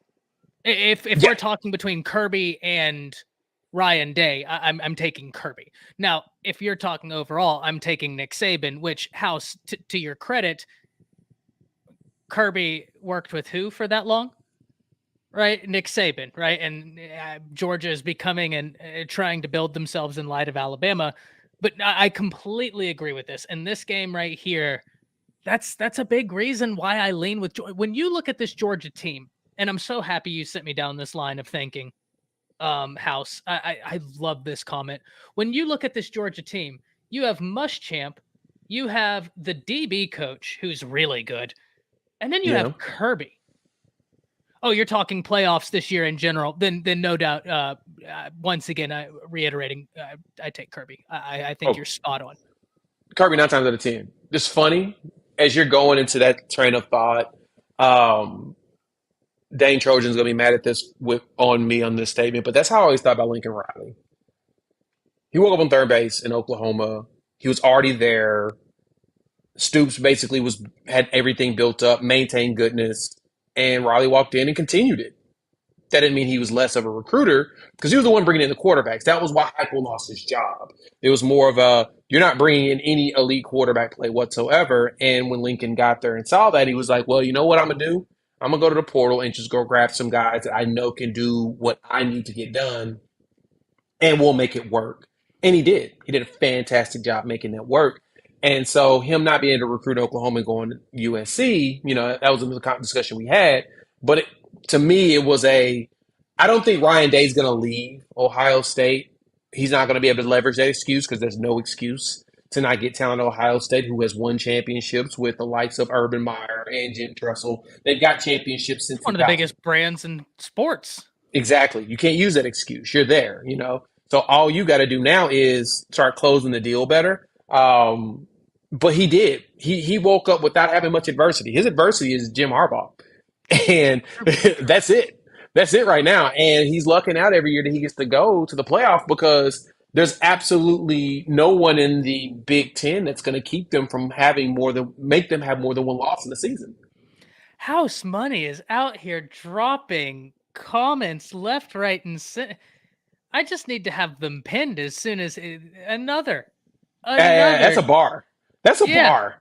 That is a bar. And it's true. That's exactly what it is. It's now, the question is who invests better? Yeah, Ken Venables invests better and do well will Lincoln take the inheritance and start investing it even more in USC and do even better? Right now we got to see what they can do. But Ryan Day's biggest issue is that he walked in with a big inheritance. And the question is what does it look like on the investment side? Is he making money off of it, or is he doing just enough to maintain it with that? Because you got to get over the hump. We talked about this, Ty, you and the last time we were together. And at first you were going to crucify me, but then when I made my point, you were like, okay, there's something there. To get from one win to like 8 or 9, it's not that hard. It's not as hard as you think. If you're a good coach, you can get there. Getting from 9 to 10, it's hard. Getting from 10 to 11 is damn near impossible because it takes another level of coaching and ability and fight and hunger to get that one more win every single year. It's hard. Go look at coaches and their records. Coaches can get to 8, 9 all the time. That seems to be the easy thing for them to do. They struggle getting to 10. They struggle to get to 11 because you got to beat that one team that you couldn't beat before. You got to get over that hump. And I don't know if Ryan Day can get over that hump. Now, he's lucking out every year. Like I said, he's going to walk into the playoffs every year because the only team you got to worry about is Michigan. Ain't nobody else going to beat them in the Big Ten unless Luke Fickell decides to make something happen in Wisconsin or Matt Rule does something in Nebraska. You know what I'm saying? That's kind of been the worry about James Franklin all these years, is that James Franklin's a really good coach, but he just can't get over that one hump. He can't. Great example. That's the one thing he can't do. I mean, you want a great example is with James Franklin. Look what he did at Vanderbilt. He was going to bowl games. What a school that everyone laughs at. How Savage says, how about getting from 12 to 12? Very impressive. Now, Savage, I am going to disagree with you here. And this is why I'll say this, right? I don't think that Georgia has and Kirby has surpassed Nick yet, and it's going to take a while. And here's what I mean when I say that. Because if Georgia repeats the national championship, just because if let's say Georgia repeats the next 5 years, Nick retires, let's say that during the next 10 years, another program comes up and they win a national championship, lose the next one, and then win another one. So they'll have 2 rings, and let's say Kirby will have continued but haven't won another one. So 2 rings to 2 rings. I can't say that new coach is better than Kirby because Kirby would have done it back to back. Much the same of just off of one national championship. I can't say Kirby's better than Nick when Nick has ran college football for 10 years. This is Now, the Dabo Swinney argument. That being said, Yeah.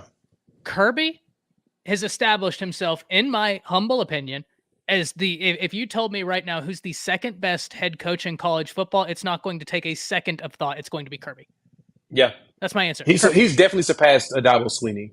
And I say that because Dabo does a really good job of running his team like a corporation, like a for real CEO who's pretty hands off for the most part. He lets his coordinators really do their jobs. He let them handle things. He does very good with oversight. And now that he lost his coordinators, you could see the struggles of them trying to figure out what direction each division of the company is going to go, what division they need to shut down, what new division they need to open. You can see some of the struggle within Clemson on how they're trying to run things now that they've lost a couple of architects on the offensive defensive side. He'll be able to get back there, but the struggle is going to be there for him for a bit. I think with Kirby's so hands on. He's that CEO that likes to that he mingles with the customers as well as with the staff, and he does a very good job of it. He can balance it. He can balance the game well, and that's very hard to do at that level, especially when you're required to make so many tough decisions and piss so many people off. He's likable.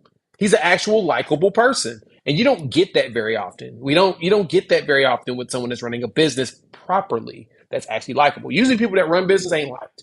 I mean, Nick Saban's liked. These players love him. Staff, for the most part, we heard Lane Kiffin complain. This dude got us up here at 5 o'clock in the morning off season. This is stupid. I need to sleep. But at the same time, it's who he is. But yeah. So before we hop into our next topic, I do want to address this comment right here. Andrew, thank you for joining the stream. He says, being a longtime Buffs fan, I have Buffs at 4-8 to 6-6 in year one. Tell me why I should be more optimistic or if I'm being fair. It's hard for me, Andrew, to give you a complete look as to what your team will be because I think you're still going to make more moves, right? You still have some more room in recruiting. I think there's still another transfer portal window. Really interested to see what you do. But here's the thing I'll say. If Coach Prime goes 6-6 in year one, that will be a massive win coming from where they're coming from, right? I mean, we're talking about a team going 1-11. So 6-6 would be a huge win. And I think that'd be very notable. The one thing I can tell you, Andrew, with full certainty, because I don't know what the Buffaloes will look like, and have no mistake, Andrew, once we have a complete understanding of what the Buffaloes will look like, we'll do an entire stream dedicated to just the season outlook and go through every single game. I think that'd be a ton of fun. I think that'd be fun to do for most teams. You know I'm down. If I have a following for that team, I'll put a poll up and we'll do a live stream per team and go straight through the schedule. I think that'd be a ton of fun. What I can tell you with full certainty, Andrew, before I pass it to the two gentlemen with me, the fact that you had Sean Lewis, a head coach at Kent State, stop being a head coach to be an offensive coordinator for Coach Prime, that's telling. That is telling. The fact that the players are already this interested, that's telling.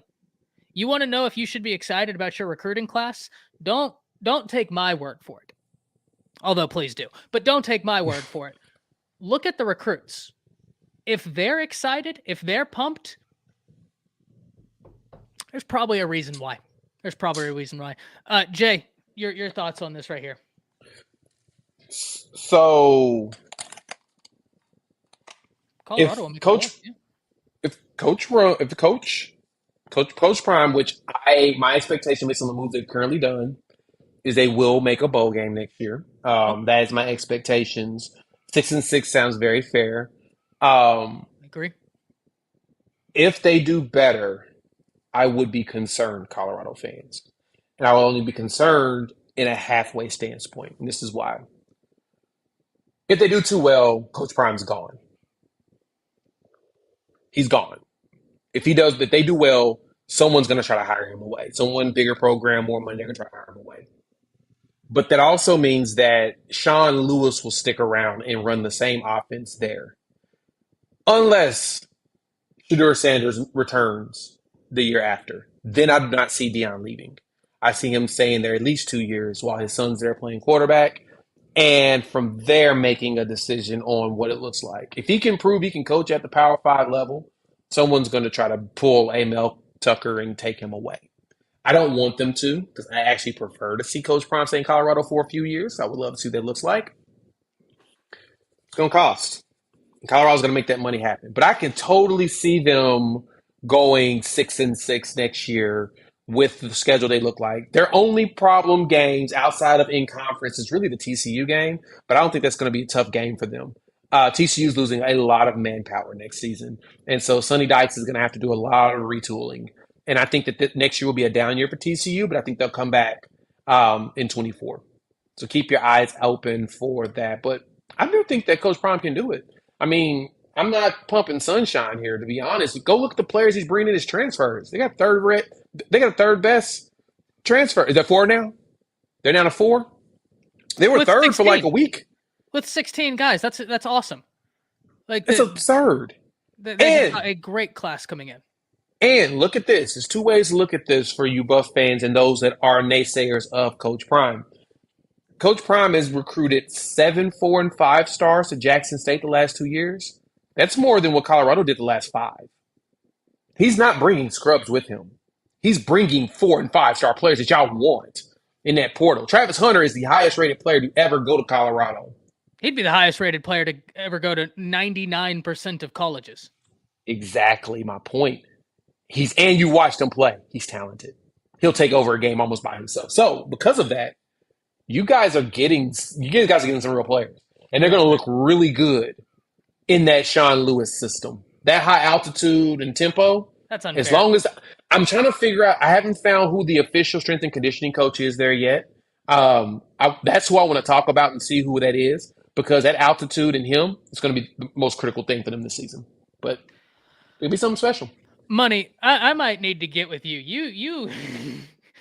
You're over here dropping bars like you're Tay-Rock in the URL. Over here like light work. Light bars. Just bars, man. Light bars. That's it. My man's out here just dropping knowledge over here. Love it. That's good stuff. That's so true. And that's what Prime is doing. These relationships he's got with these people coming to want to work for him. I mean, how genius was it to go get Charles Kelly from the Saban staff? And I mean, as many people want to knock him, and he's lost jobs as DC, but he's worked for Nick Saban to understand himself better. Every coach has taken the job, left the Alabama job to go somewhere else. They've had some success. They've learned about themselves. I think House and I may have just become best friends because he knows the URL. He watches the URL as well. House. Shoot us a DM. My man. Yeah. We're catching a game together sometime, my guy. And my guy said, "Hey, I'm deep in the URL, guys. There's a few things I do. I'm into my football, and you can ask Jay. If I'm not watching football, I have music going in the background, and that's all I do. That's all I do. Jance, I got to hear from you, man, because Colorado's making a lot of noise. They are gaining the attention of college football. What are you thinking as you see all of this hype they're generating? It's much deserved hype. That's for sure, man. I mean, the fact that, that's one thing when Deion Sanders took this job, he's going to get players. He's going to get a lot of good players, man. And this is going to be, I mean, for the most part, I kind of agree with Jay. If Colorado, let's say somehow some way wins 9 games or 10 games, that's 10 games is a little too far, but let's say they win 8 or 9 games, I do think he's gone. I think at that point, I think he's going to get a lot of offers. Too big to ignore. Yeah, that's going to be too big to ignore if he wins 8 or 9 games. Someone's going to take him because they're going to look at his potential and they're going to sit up here and say, well, if he's getting players like Travis Hunter and Winston Watkins to, if he's already getting 5-star players to commit to him already, and now he's winning 8 or 9 games, he's going to be a major threat, and someone is going to take him, whether it's within the Pac-12 conference, or maybe it's somewhere in the SEC or the ACC, or somewhere that Deion Sanders is more comfortable with. Maybe Georgia Tech, will finally sit up and say, maybe we made a mistake. Maybe we should have hired him to be the head coach of our program. So, for Colorado fans, like I said, they want to win, but at the same time, you might have to kind of take a step back and say, do we really want him to win that many games? But for the most part, though, I mean, Deion Sanders, from a recruiting standpoint, is going to win. I'm expecting Colorado to at least have a top 10 class for next year. That is for sure. I think for this year, I mean, this year alone, I mean, they went from having like 50th. No, it's like 62. 75th. Yeah. I mean, last time I saw them, they were like 62 before he even got there. Now they're He was 23rd. 75th. He was the 70th. Yeah, they were in the The 70th. 70th. Actually, no, Okay. I'm sorry. The recruit wise for just the for freshmen, he was like they were in the 70s, and transfer portal was of course at 0. But overall, he was in like the 60 something like that. But yes, he Yeah. has done nothing but got better. And they're 43. 23rd. Yeah. And he did it in 3 weeks. I mean, that's insane, man. That's, I mean, that's just incredible what he's able to do there. And the fact that it's not over yet, we still got, the dead period. What's going to be happening in spring? We got February. I mean, who knows? Who knows how many players he's still going to be able to really get? And so he may finish this thing with potentially a top 15 class. Whether it's majority of it full of transfers or not. We've seen teams like USC. We've seen teams like, again, Florida State has been Michigan successful State. because of the portal. I mean, we've seen teams build their programs off of the portal. Now, is it sustainable? I don't think it's quite sustainable, but the way that the transfer portal is and how many kids go in, I mean, the way that, we've literally seen thousands of players enter the portal. It's, again, we're starting to enter an era where maybe we don't need these top recruiting classes as far as getting freshmen. We could just build off of doing this particular thing. But I am interested about the coaching staff. I am interested to see if these coaches can develop. I mean, again, they got 6 players from Jackson State. It's going to be interesting to see how they can transition, especially a player like Shador Sanders. And Travis Hunter, I think, is good, but Shador was kind of more of a 3-star kid that ended up, committing to FAU. Obviously ended up going with his dad, but it's going to be interesting to see how his transition from the HBCU level to now he's transitioning to a little bit higher, a little bit higher of a division. It's going to be interesting to see how he continues to play and if he can build his stock up for the NFL. But no, I'm expecting Jackson State to get at least 6 wins because the Pac-12, I think. Colorado is just a weird place to play in, man, because like I said, like Jay said, man, it's the altitude. It's a killer, man. And depending on how well their strength and conditioning program does, I mean, you can really use that to your advantage as far as pace, right? Right. It's a very interesting place to play. But no, I think from the Pac-12 wise, it's not like the SEC, where the games are going to be that much challenging from a week in, week out basis. You're not going to get out physical. I mean, for the most part, it's all about pace, right? And I think that's something that Colorado can keep up with. But I think that they have a great chance, especially because next year, the Pac-12 has got to try to continue that rhythm again because USC doesn't really have an elite recruiting class. They had to rely on the portal. UCLA, they were able to reload because of the portal. Washington, they had to use the portal. A lot of these teams had to get to where they had because of the transfer portal, and they're going to have to go through the same process all over again. And I'm not too sure if a lot of those. I mean, like I said, it could be a switch. I mean, Oregon State, they became successful, right, winning a lot of games because they had to use the transfer portal to their advantage. Yeah. We could see teams potentially like Arizona, maybe Arizona State. We could see some teams next year that they start to kind of surprise a lot of folks and they win a lot of games because again, the order is starting to get to kind of change things a little bit, and that's something that I think Colorado can take advantage of going into next year. But I do expect 6 or 7 wins. I think that's more realistic. But if they're winning 8 or 9 games, I think that's the end of that. And I think Deion Sanders is out of there. And if I may jump in here real quick, Murray donates $2. Thank you for the donation. He says Prime wins 4 years pass, comes to Bama. Am I tripping? I think that would be wild for college football. That'd set college football on fire. And House Money, you have an interesting comment here. You says you're not wrong. Is Bama ready for that politically? This is one of the reasons why I think it's important for Alabama to get the next hire right, because Nick Saban has been The beacon of stability. Yes, and he has been big in trying to move the needle in Alabama. Yeah. That can't change. They cannot go backwards. for everything as a program, it has got to go forward. And that's why the next hire at Alabama is very big. That's why the next hire at Alabama is very big. Now, not saying that's going to be Coach Prime. That's not my contention here. It's just that I'm super interested to see who it is. That's what. That's Same. And I think to go with what Jance is saying here, the transfer portal piece is we don't know how sustainable it is yet. And the unfortunate thing is we won't figure that out for another few years because it's all depending on how long it's going to take to how long it's going to take for us to see teams and how long they last doing only transfer stuff. Like the teams that we've seen with big success, like Michigan State. You know, you had Mel Tucker do that for a year. He got Kenneth Walker, and guess what happened? They looked really bad this past season. We'll see what USC, UCLA looks like next year.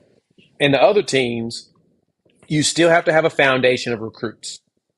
If you don't have a foundation of recruits to develop and move the needle forward and just fill in gaps with the transfer portal, I think you'll be fine. But if your entire team is transfer guys and you're building off that, I don't think it's sustainable. Just too many moving pieces to go up against a team that's fully cohesive like the Georgias and Alabamas and stuff. I do want to give this comment a little bit of play because I think this person disagrees with us, but is making good points. Cole says, where are you seeing Colorado winning more than 3 to 4 games? Please explain. I've seen their schedule. Frightening comes in, says Colorado State, Washington, Arizona State, Arizona. There's 4 right there. Nebraska's going to take a minute. Then makes a good point to say Washington State's, I can't find the comment because things are coming in, but he makes a good point countering truth here and saying, hey, Washington State's going to be a tough team. Nebraska with Rule, they're going to be tough. So you're not wrong, Javarius. We just look at the situation and see that 1, this is still an incomplete Colorado class. 2, they're generating so much hype. And 3, and maybe most importantly, whenever we look at this, if they're playing at home, if they're playing in Boulder, that Sean Lewis offense is going to genuinely cause problems. Like, even from a health standpoint, could cause problems. It's so fast. That's going to give teams a tough time. Now, are we guaranteeing that they're going to be a winning team? No. But it's just the fact that there is a genuine conversation here. That in and of itself is a massive win for Colorado. I want you to put yourself in this situation, Javarius. You're a fan of Colorado. They're coming off of a 1-11 season. The fact that we can have this conversation logically is a massive win for you. And I think that's why Colorado fans need to be so excited. Yeah. We don't know too how teams are going to be next year in the Pac-12 because they relied so much on the portal. Like there's going to be again, Washington State, how did they get to where they are right now was because, well, they used the portal to their advantage. Washington, the same thing. USC, the same thing. UCLA, especially UCLA after losing the amount of production that they had, back in 2021, all of a sudden they go back in 2022 and they're better than what they were last year because they used the portal to their advantage.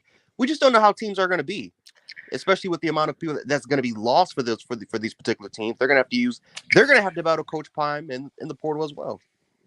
Surfer, you make a great point here. He says they're going to be every team's biggest game, and that isn't a great thing for them. I think that's a very valid point. That's you know what? That's valid. Let me add to that. And this is why I say Colorado can do it. Go look at the players that each team is bringing in. I can see that. Do me a favor. Go look at the players that Colorado's bringing in and compare it to who Washington State's bringing in as transfers. Same thing with Colorado State, Nebraska, etc. And Ty said this perfectly. Same thing with Jance. We're not done. The portal closes in February, right around signing day. And that's window 1. That's the first window. The second window will be in May. So you're going to see players enter the portal after the playoffs. More players, high caliber players, 4 stars that are only there for depth to get through these games or win a championship. And then afterwards, they're like, you know what? I'm going to go where I could potentially start. You're going to see a lot of these teams fill up on those players. But a lot of these kids are interested in going to Coach Prime, which is super fascinating to me because really the only people that know Coach Prime are their parents, but they know him well. He's done things that no one else has ever done. So he's just a being that people want to be around in general. I mean, he's the only guy that's played in two different professional sports leagues in the same weekend on rosters. I mean, he flew from from from an NFL game to a baseball game and didn't get to play, but he was out on the sideline pissed. But it's a documentary coming out about that. You know Dion. We all know Coach Prime. And so because of that, a lot of these kids have interest in going there. And that's just something that other schools don't have. They just don't have that namesake. Now, can he coach? We will find out. But he's not doing it by himself. He's bringing in established, seasoned coaches at the DC and OC spots to start. He's not out there doing it by himself, which to me shows me that he is taking this shit very seriously. I have two comments, and then I do want to talk about some of the other playoff game. A few comments, actually. Frightening. I do agree with you here, and let me rephrase. Biggest in terms of exposure, in terms of not biggest in terms of maybe the best team they'll play, because I do agree with you. You said earlier in a comment about Utah. Utah will probably be the number one threat in the Pac-12 next year, deservedly so.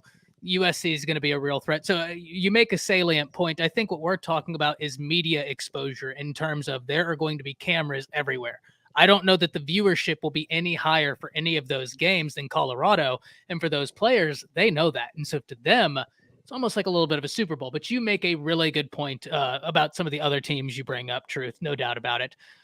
Murray, I'm interested in your opinion on this. House Money, I'm interested in your opinion on this too, this statement I'm about to say.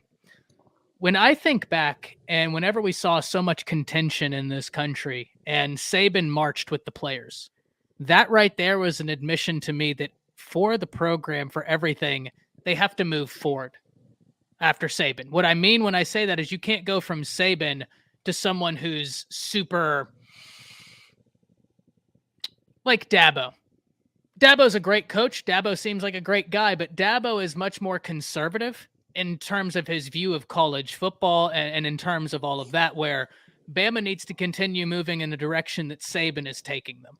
Yeah. Right. And I think that will be good for the program, good for everything. That's just my opinion on the matter. I agree. I think it's important. I do. But I do also want to talk about the playoff game, Michigan TCU. Jance, I want you to kick this one off for us, my man. What are you thinking, Michigan versus TCU? Yep. Interesting game. You're a little far out of the way from the mic, Jance. My fault about that. Can you hear me now? Yes. Okay. No, this is gonna be an interesting game. I like this matchup for TCU. It's kind of weird. If TCU would have played against Georgia, I don't think I think it's a blowout. But because of this game right here, I think this is interesting because I looked at that Michigan game, the Big Ten Championship game. Now, some people say, well, maybe they're overlooking their opponent. And then to kind of counter that, I'm like, I don't know if they overlook Purdue. That's your conference championship game.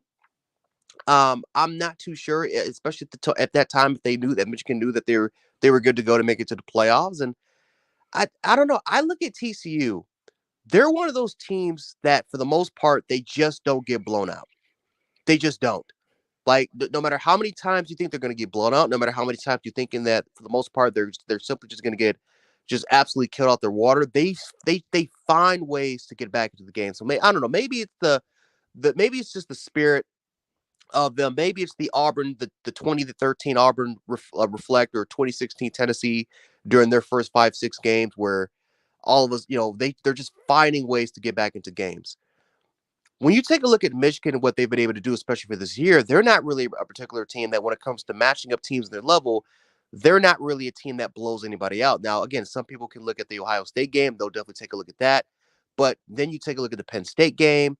You take a look at, let's say, the Illinois game from a schematic standpoint. A lot of people going into that game thought that Illinois could give Michigan problems just from a schematic standpoint. Michigan does not really do well against those teams. And again, they didn't have Blake Corum, but again, you look at that game, Illinois did a great job matching up with them and especially with their physicality, this is going to be one of those games where I think TCU, I think in ways, I think Michigan, again, they're better, right? They have a better offensive line. I think their defense, I think they do have a better defense. But it's not like Michigan has elite edge rushers. It's not like Michigan has an elite interior defensive line. It's not like that Michigan has any elite players in particular positions. They have good players, but they don't have any elite players of yet on the defensive side of the ball. I think offensively, again, you have Donovan Edwards who stepped up his game. You have a Michigan offensive line that's really, really good. But it's a Michigan offense. They're more of a second half team than they are a first half team. And that's the weird part about going into this game, fellas, is the fact that TCU is almost the exact same thing. TCU is more of a second half team than they are a first half team. Michigan, again, they're more of a second half team than they are a first half team. Michigan's a team that they kill you slowly, right? They kill you Love that. slowly, right? They're more of a team that, like, they're it's like boxing, right? As far as, again, Ty, you definitely know this. You're an MMA guy. How you kind of will feel your opponent for like the first couple of rounds, and then Never all of a sudden surprised when I watch an Adesanya fight, and for the first round, he's just he's fainting, just getting feeling, an feigning. idea of what they're gonna do. Exactly, right? It's, again, I think another fighter like that, I think Floyd Money Mayweather was the exact same thing. Like you wait until the championship rounds until you take your opponent into deep water, and then you figure out, okay, you know what? Now I'm going to see if you can swim. Now I'm going to see if you can swim. Right? It's very Love rare that. to have a fighter, let's say like a Kobe Covington, who literally is taking you into deep water from literally the get go, and he's doing it for 5 rounds. It's very True. rare for that to happen, right? So this is going to be an interesting game because it's kind of like who's willing to break first. I think the team that's willing to break first in the second half, I think is going to lose the game. But it's interesting. Again, it's two teams that are just, again, one team that can take you into deep water, and then you have another team that's not necessarily willing to take you into deep water, but you have a team that for the most part they know how to make adjustments. They're probably the best team, I think, in the country when it comes to making certain adjustments on both sides of the ball. They just know how to do it better than anybody else. So it's an interesting game. I know a lot of people are taking Michigan in a blowout game. I don't think it's going to be that way. I like JJ McCarthy. I don't think that this is going to be a game where he's going to throw for 300 or 400 yards. I do think that he's going to be much more of a game managing type role. He's going to make plays. He's going to make some plays. He's going to extend plays. He's going to use his athleticism to bail out. But so will Max Duggan in the way. I think Max Duggan will do the exact same thing. Only except that Max Duggan, I think, has to. Max Duggan. We've seen all year. He's going to have to make certain plays in order for them to win, which we've seen him do all year. I think I do think Michigan's again. I'm going to take the safe route. I think Michigan's going to win, but it's a lot closer than what people expect. This is going to be a 4-quarter game. This is going to be a 4th-quarter game. It's just because of the type of play style that both teams have been doing all year. I think this is going to be a very, very close game, and I think the 4th quarter is really going to tell us who could potentially pull away with this thing. I agree with a lot of that. One thing before I pass it to you, Jay. Javarius says UM 42, TCU 24. Guys, TCU can't stand up to that ground attack. One thing I will point you to is that was the TCU defense that completely negated Bijan Robinson and Texas's rushing attack. Now, I'm not saying they're the same, but TCU was able to not get killed by a rushing attack. It's going to be interesting to see. That being said, Javarius, I do take Michigan in this game. Jake, go ahead and take the floor. No, I think what Javarius is making a really good point there is on that run game is that I think the difference between a Michigan run game and the Power. Texas one is the Power. power, Yeah, is no the doubt. trenches. That Texas offensive line is not that good, and anybody that analyzes Texas football they've all said it. That's where I got it from. I got it from people that are diehard Texas fans pointing out Oh, no, how I don't disagree at you all. know what I'm saying? The yards that were gained by Bijan and Roshan were after basically the first touch. And it was because the line just wasn't that good. But they were just that dynamic. So it makes sense. But at the same time, I think that's what Michigan has as an advantage is their trenches, I think, is better than TCU's. I do think Max Duggan is a better quarterback than J.J. McCarthy right now. I think J.J. will That's end fair. up better long term. But today, I think Max is, especially because he's so much more experienced and he knows how to go out there and win a job and keep it. So I do have Michigan winning that one. I think I think it's going to be a slow game to start. And I think it'll be in the late third, fourth quarters when Michigan pulls away. I do not see them. I don't see it being that big of a what up, PG? I don't think it's going to be a big air it out type game where it's just high scoring, high flying all game. I think it's going to be more of a boring, slow pace, Big Ten type football game. Oh, no, Javarius, you're misunderstanding my point. I'm not saying that Texas is as good of a rushing attack as UM. I'm saying that we have seen this TCU defense stop. Overrated, but plays with a lot of heart. Yeah, they dug in overrated and just play with.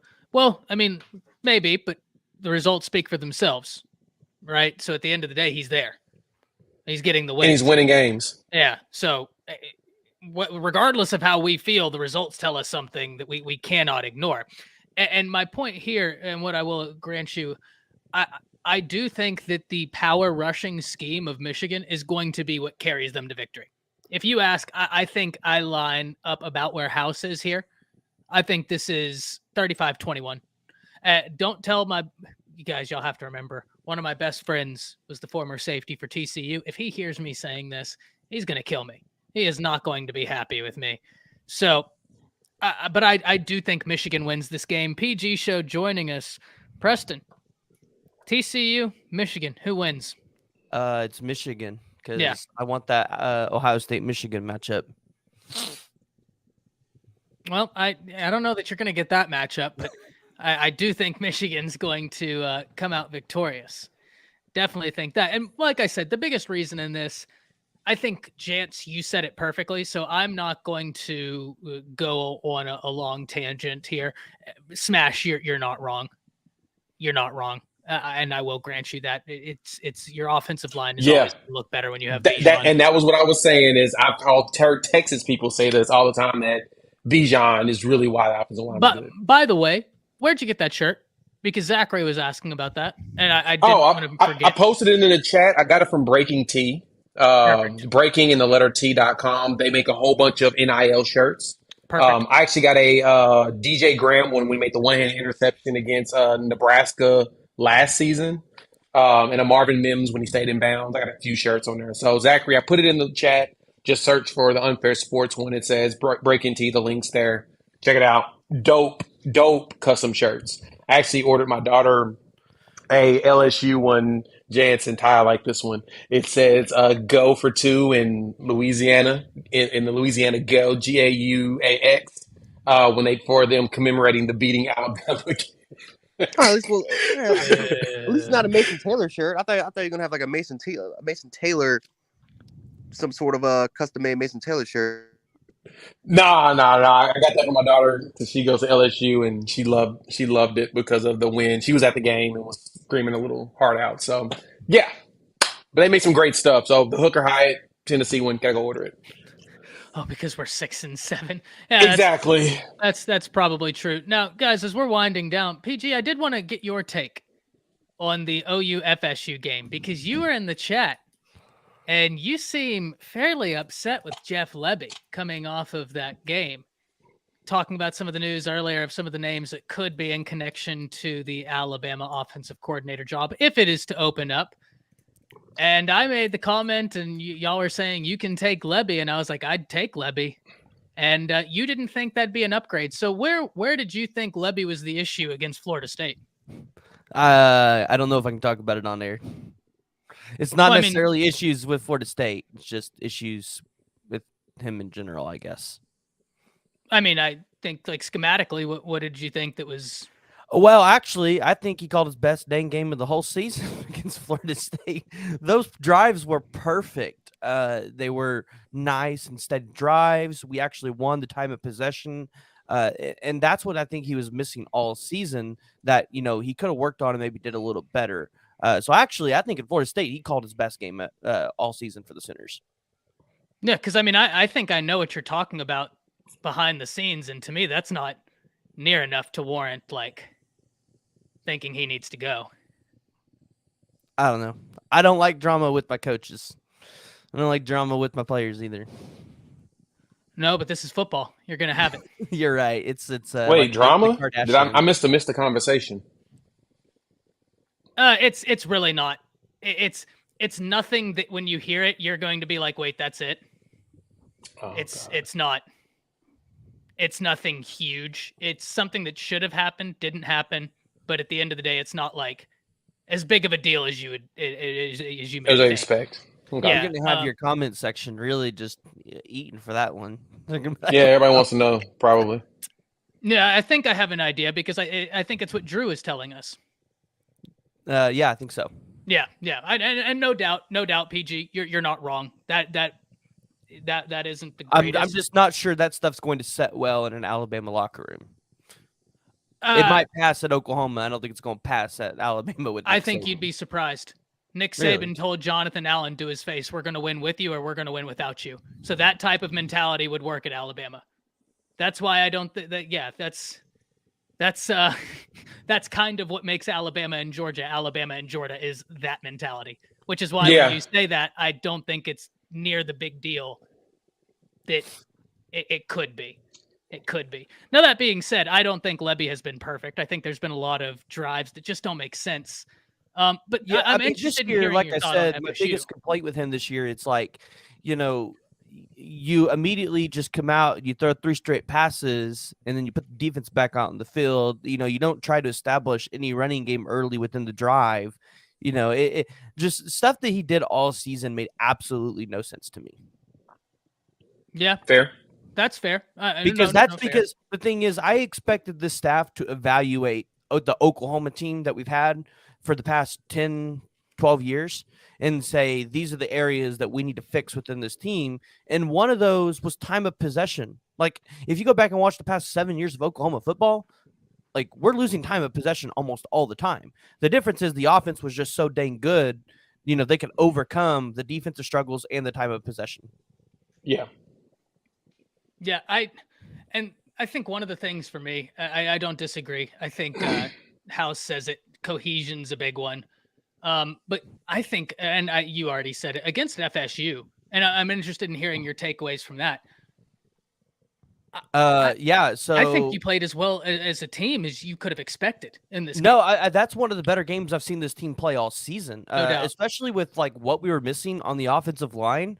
I did not Very expect impressive. our offense to play like that. Now, I think a lot of it is you have 2 really good running backs back No doubt. there, and I think in the running game, it's easier to overcome a bad offensive line than it is in the passing game. Because your offensive line is firing towards people. It's easier in Correct. college football to fire towards than to catch. So Correct. Yes, 100%. So, I loved what we saw out of the running game last night. I think that's a huge positive that you can take towards next season, knowing that, okay, like Gavin Sawchuk, he's got a whole year to redshirt, and he got to build up, his body a little bit. We got to see him just ball out last night, and then we knew what Javonte Barnes was going to be. And then, we have Emeka Megwa. Is that right, Jay? Mm-hmm. You got him back there. A lot of people forget about him. You still have Tawi Walker, who, maybe a second year in the system could try to shine a little bit. The ball is still up on Jaden Knowles on whether he's going to get the medical red shirt or not to be able to return. He's pretty sure he's going to be able to get it, but that is still up there. So, and I like what we're bringing in on the recruiting trail. So ultimately, you look at probably the 2 deepest spots and best spots on this team for next year. It's the secondary on the defense side, which is incredible to even think that that is a strong point for Oklahoma. And then I would say the running game for Oklahoma next year. Yeah, I was. Those are the 2 impressed. areas where I do not have questions. Even if CJ Colden doesn't come back next year, those are the only 2 areas where I do not have questions. Yeah, I think that's fair. I'm interested in seeing how y'all progress as a secondary because I think the talent is there. I think. Yeah, it's gonna be well, I better mean, it with doesn't another year sound in the like system. Woody. It doesn't sound like Woody's leaving. It doesn't sound like Key is leaving. So it sounds like we're pretty much retaining everybody. The only one that's up in the air, it sounds like, is CJ Colden, which Yeah. I'm not going to lie. I said it last night. If CJ Colden comes back for another year, this man could turn himself into a first-round draft pick. It's possible. That's a tough thing to accomplish, but it's It's possible. nothing to accomplish, but look at what he did the last, 3 games of the season. Like, You know, He was like a completely different player. Than he you did put that all of together for a college, whole so, season, yeah. which, you know, you had to expect him to kind of start slow because he came in the summer. You know, it was kind of a short turnaround for him. So you had to expect kind of that turnaround for him. But if he has a whole off season with the team and a whole season to just go out and ball out with Woody Washington and Key Lawrence, Peyton Bowen, Robert Spears Jennings, Gentry Williams, and Billy Bowman, like this team's going to be like that secondary is going to be really good. No doubt. No doubt. And I think that someone asked about does Ted Roof need to go? I don't know. No. I think you retain Ted Roof, and at the minimum, which I mean, we talked about it last night. You know, he's more of I think a scapegoat. But you know, maybe if you want to pull in like a different defensive coordinator, you move Ted Roof back down to an analyst role. There's a reason why Brent Venables has decided to keep him.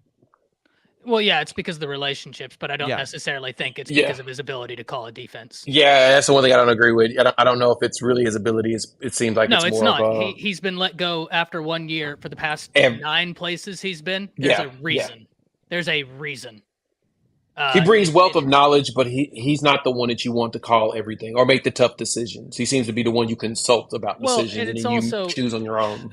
Whoever was calling defense for Oklahoma, the biggest complaint I had with OU all year is lack of situational awareness. Yeah, I hate to bring this up. Ted Roof is a guy that would call for y'all a play on 4th and 2, and he would call for your corners to have 10 yards of separation on a 4th and 2 against a team that's not pushing it north and south. They're pushing it east and west. Yep. That doesn't make sense. 0 sense. Like that, I told that to Denzel, and he was just gobsmacked. Remember, this guy's first team All Big 12 and played in the NFL, and he was just like, "Doesn't make any sense." That's the base level of football. How are we in college and not doing this? So you should be pushing up. He brings experience. He brings great relationships. But if there was any area to move on, defensive play calling, especially situationally, another time you're in the bottom one. You're one of the worst rushing defense in the nation, and he's calling 3 down linemen. Well, yeah, and again, I think he's a scapegoat. You know, I think Venables was calling the defense especially a lot towards the end of the season. But, you know, I think one thing that Ted Roof brings you, again, like what you said, relationships, especially on the recruiting trail. That's big, yes. I mean, look at what he got in this year. So, I mean, like I said, at the minimum, just say, hey, man, it's not working out on the defensive side.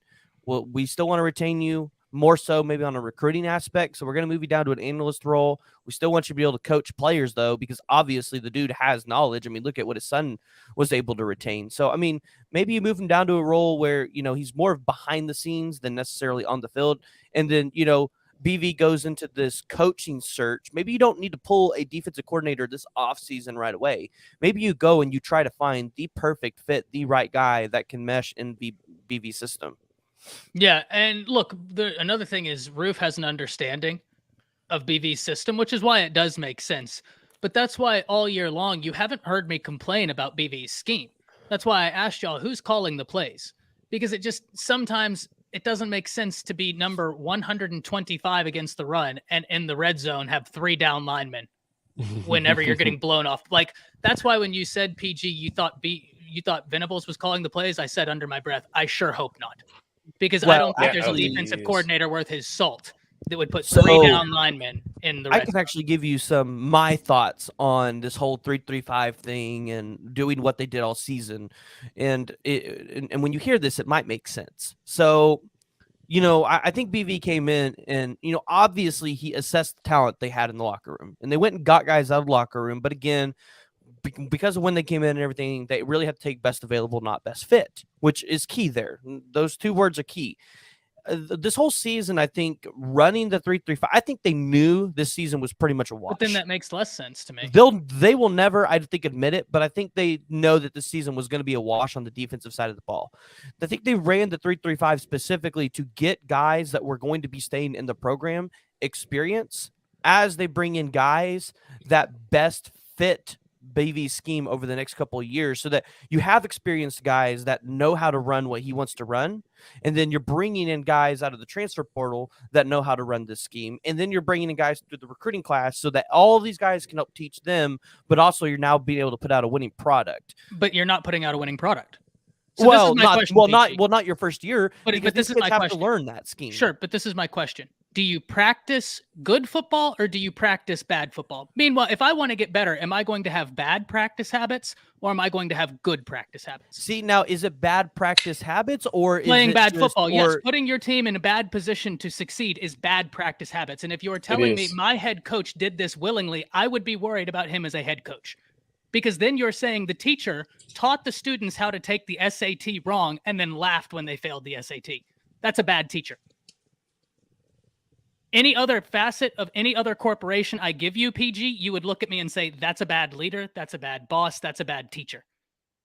That does not make sense to put your players in losing positions. That does not make sense. I mean, obviously, you want your players to be in a position to be as competitive as possible, go out there and win the games. But in a sense, I think it makes sense to get them familiar with the scheme, especially when, you know, I don't think you want to run one thing one year and then completely change it on everybody again the next year. No, but my point is if you're in the red zone, why do you have 3 down linemen when you're number 125? Okay, well, yes. Now that doesn't make sense at But times. that's my only. But at times, the only thing 3-5 didn't make sense. Like, you know, But what that's you're saying. Yeah, that's my only point here. My point isn't that the scheme is bad. My point is that situational play calling is bad, and that's why when you said, "Oh, BV was the one calling the plays," I said I would hope not, because it's not the scheme; it's when he's choosing to implement the plays. That's why JP and all them said it was Roof. That's why that's the only guy on the staff I would look at is Roof, because situational play calling didn't make a lot of sense. Yeah, well, and then you know, and you were talking, and you know, I talked about the players they brought in, and yes, like I get it. Like on the goal line, you would probably want to see more of a 4 to 5 man front, and that's like, you know, again, where guys like Jeffrey Johnson, I think, would have really succeeded this season, was in a 4 or 5 man front, and I hate that we brought him in and really couldn't use him more to his, you know, potential, because I just don't think he fits the 3 man front. But ultimately, I do think running the 3 man front the majority of the season is going to be able to help this team in the future, because they're going to be able to go out there over the next couple seasons, knowledgeably run this defense. They're you know, they're going to be able to help teach the new guys coming in. So personally, I think, you know, it sucks to have a 6-7 season, but OU is trending to a. Y'all are going to be just fine. Yeah, Just fine. OU is trending to a bad season anyways. Like, I don't think the fans really understand that, I agree. because I don't think we're going to lose 7 games. But I'll tell you last night with Riley, we could have lost 4 or 5 games this year, because if you watch over the past couple of years, the games kept getting closer and closer, and we started losing more games, and that's, you know, and that's an indication of what happened this season. Yeah, I don't disagree, because the year before, I mean, how many times have we talked that you guys were in a losing situation, and because you had a generational quarterback, you pulled it out. Yeah. So I don't disagree. I mean, 2 generational quarterbacks, because quite honestly, Spencer Rattler has any offense. Like, if Spencer Rattler has the offensive line at Texas this year, the man might be undefeated, because Spencer Rattler needs a good offensive line in front of him. I don't know if I'd give him undefeated, but I certainly get where you're going.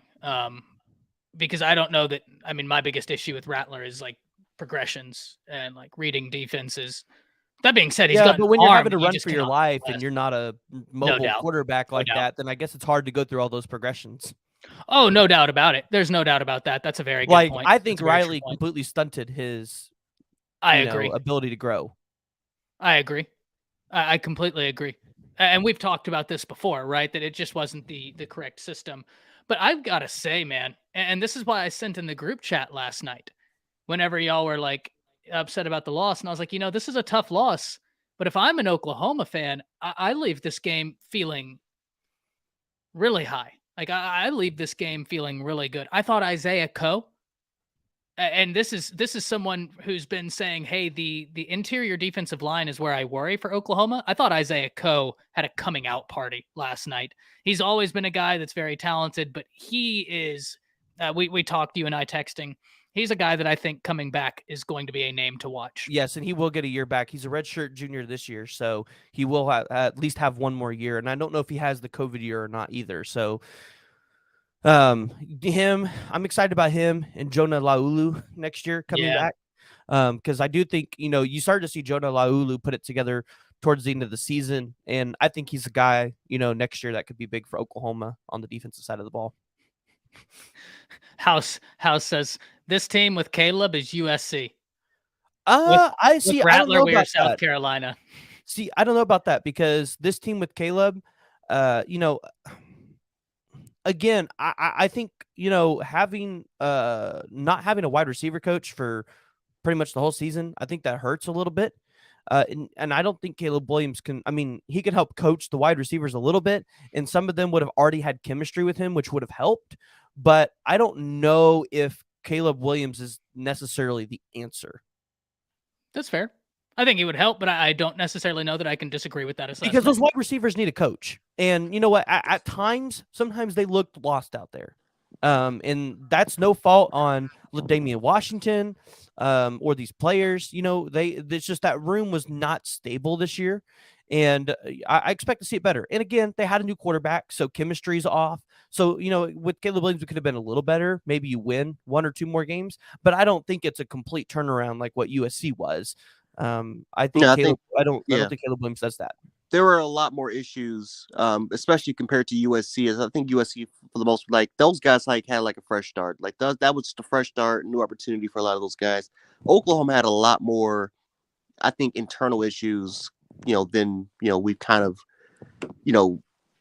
seen in the past. And that's what Brent Venables went into a hellstorm that he had to try to figure out and maneuver his way and to try to get everything kind of settled down a little bit. So that's why I think that game that they played is a much, it's a positive message to the fans, because that just goes on. That just goes to show you that, like, hey, even though we didn't have the best season, our guys are fighting, our guys are still competing, and we want to get better and we want to improve. And I think that's a great message compared to just getting blown out by Florida State. And now you're going into this year. Well, say, you know what? I'm skeptical. I like going into the show. I want to try to be positive, but I don't like how the way we finish. I don't like how the way the season went for us. And so that's why I think that game was very, very important. And it would have been great if you guys would have got the win. But the fact that against the team that a lot of people consider to be the best team in the ACC, that was a great and y'all look like game. You belonged. Well, Exactly. yeah, I mean, I definitely, the indication of the 6-6 record that Oklahoma has is not what this team is, and I think that's why they put us in a better bowl and put us up against, Florida State. I think you proved that last night. That's completely fair after what you did last night. OU and Florida State, so it makes for a good game. But yeah, I agree. And I see someone putting here that we didn't have the depth to run a 4-man all the time. I get that we didn't have the depth to run a 4-man all the time, but we could have ran it. It's not like we didn't have to. Like, you could have still ran a 3-man front all the way up until you got down to the 20 and then switched out to a 4-man front. Yeah, and you certainly had the depth. You may not have had the depth to run it as good as you would have wanted, but at the same time, I just don't think that means you lighten up the line. If you already have depth issues on top of the line, I certainly don't think that the answer to that is to let's see how light we can have our trench. If we already don't have and to depth be there. honest, I don't think depth was necessarily a problem on the line because, you still had guys like R. Mason Tomlis, Marcus Stripling, Jalen Redmond, Cedric Roberts, Laulu. You had Jordan Kelly, Jeffrey Johnson, Cavante Hall, Grayson Halton, Reggie Grimes. I mean, I could go on and on. Like we had depth at the defensive line. Some of these guys just weren't developed enough to play or things like that. And they played fantastic last night. Fantastic. They did. Co was out of his mind. And this is why I'm saying you've got to be excited. Didn't see issues. I saw a lack of playing ability else. Yeah, House, I don't think you're wrong. I don't think you're wrong at all. I think that's interesting. The throwing lanes is always, as a quarterback, that's a very intricate thing to talk about whenever we get into especially undersized quarterbacks. We start talking about their throwing lanes, needing to move between, linemen, so you have open throwing windows. That could be something. I'd be interested to see how many batted balls DG had. Someone asked, is DG coming back next year? I'm under the interpretation that he definitely is. I made a whole video on it because he hasn't. It's funny that, quarterbacks have to make an announcement whether they're returning at this point. Like, I think this is hilarious that we've gotten to this point in football, right, that they have to make an announcement. But,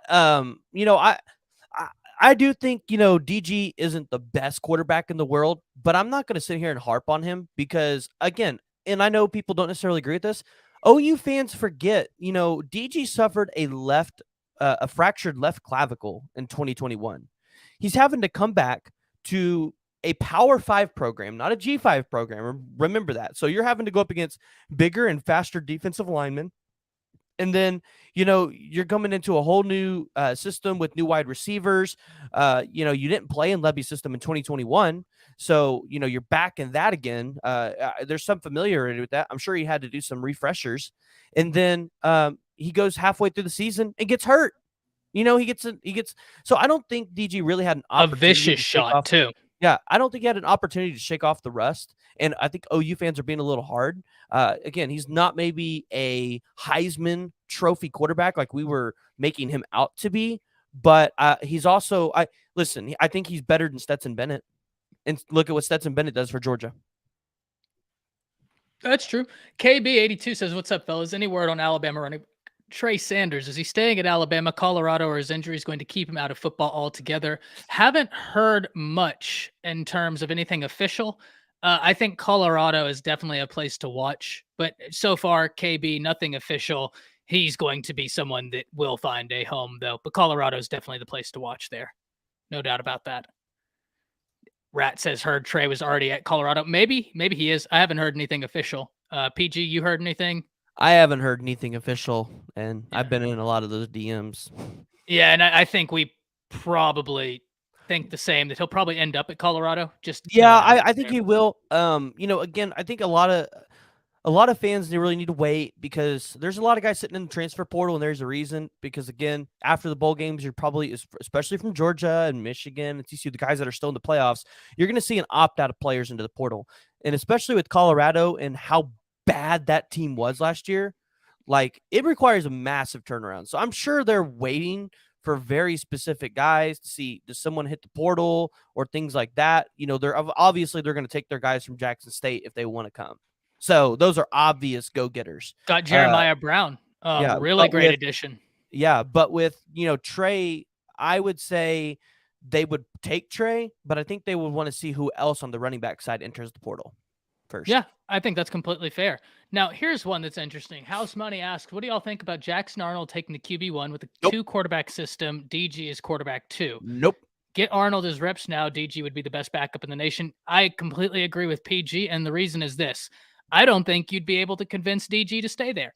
Not whenever he would instantly be having other guys on other teams hit him up and say, hey, we'll take you. You can start here tomorrow. So Yeah, I don't think you'd be able to keep him. Jackson Arnold sees playing time next year. I think he sees the majority of, garbage time minutes.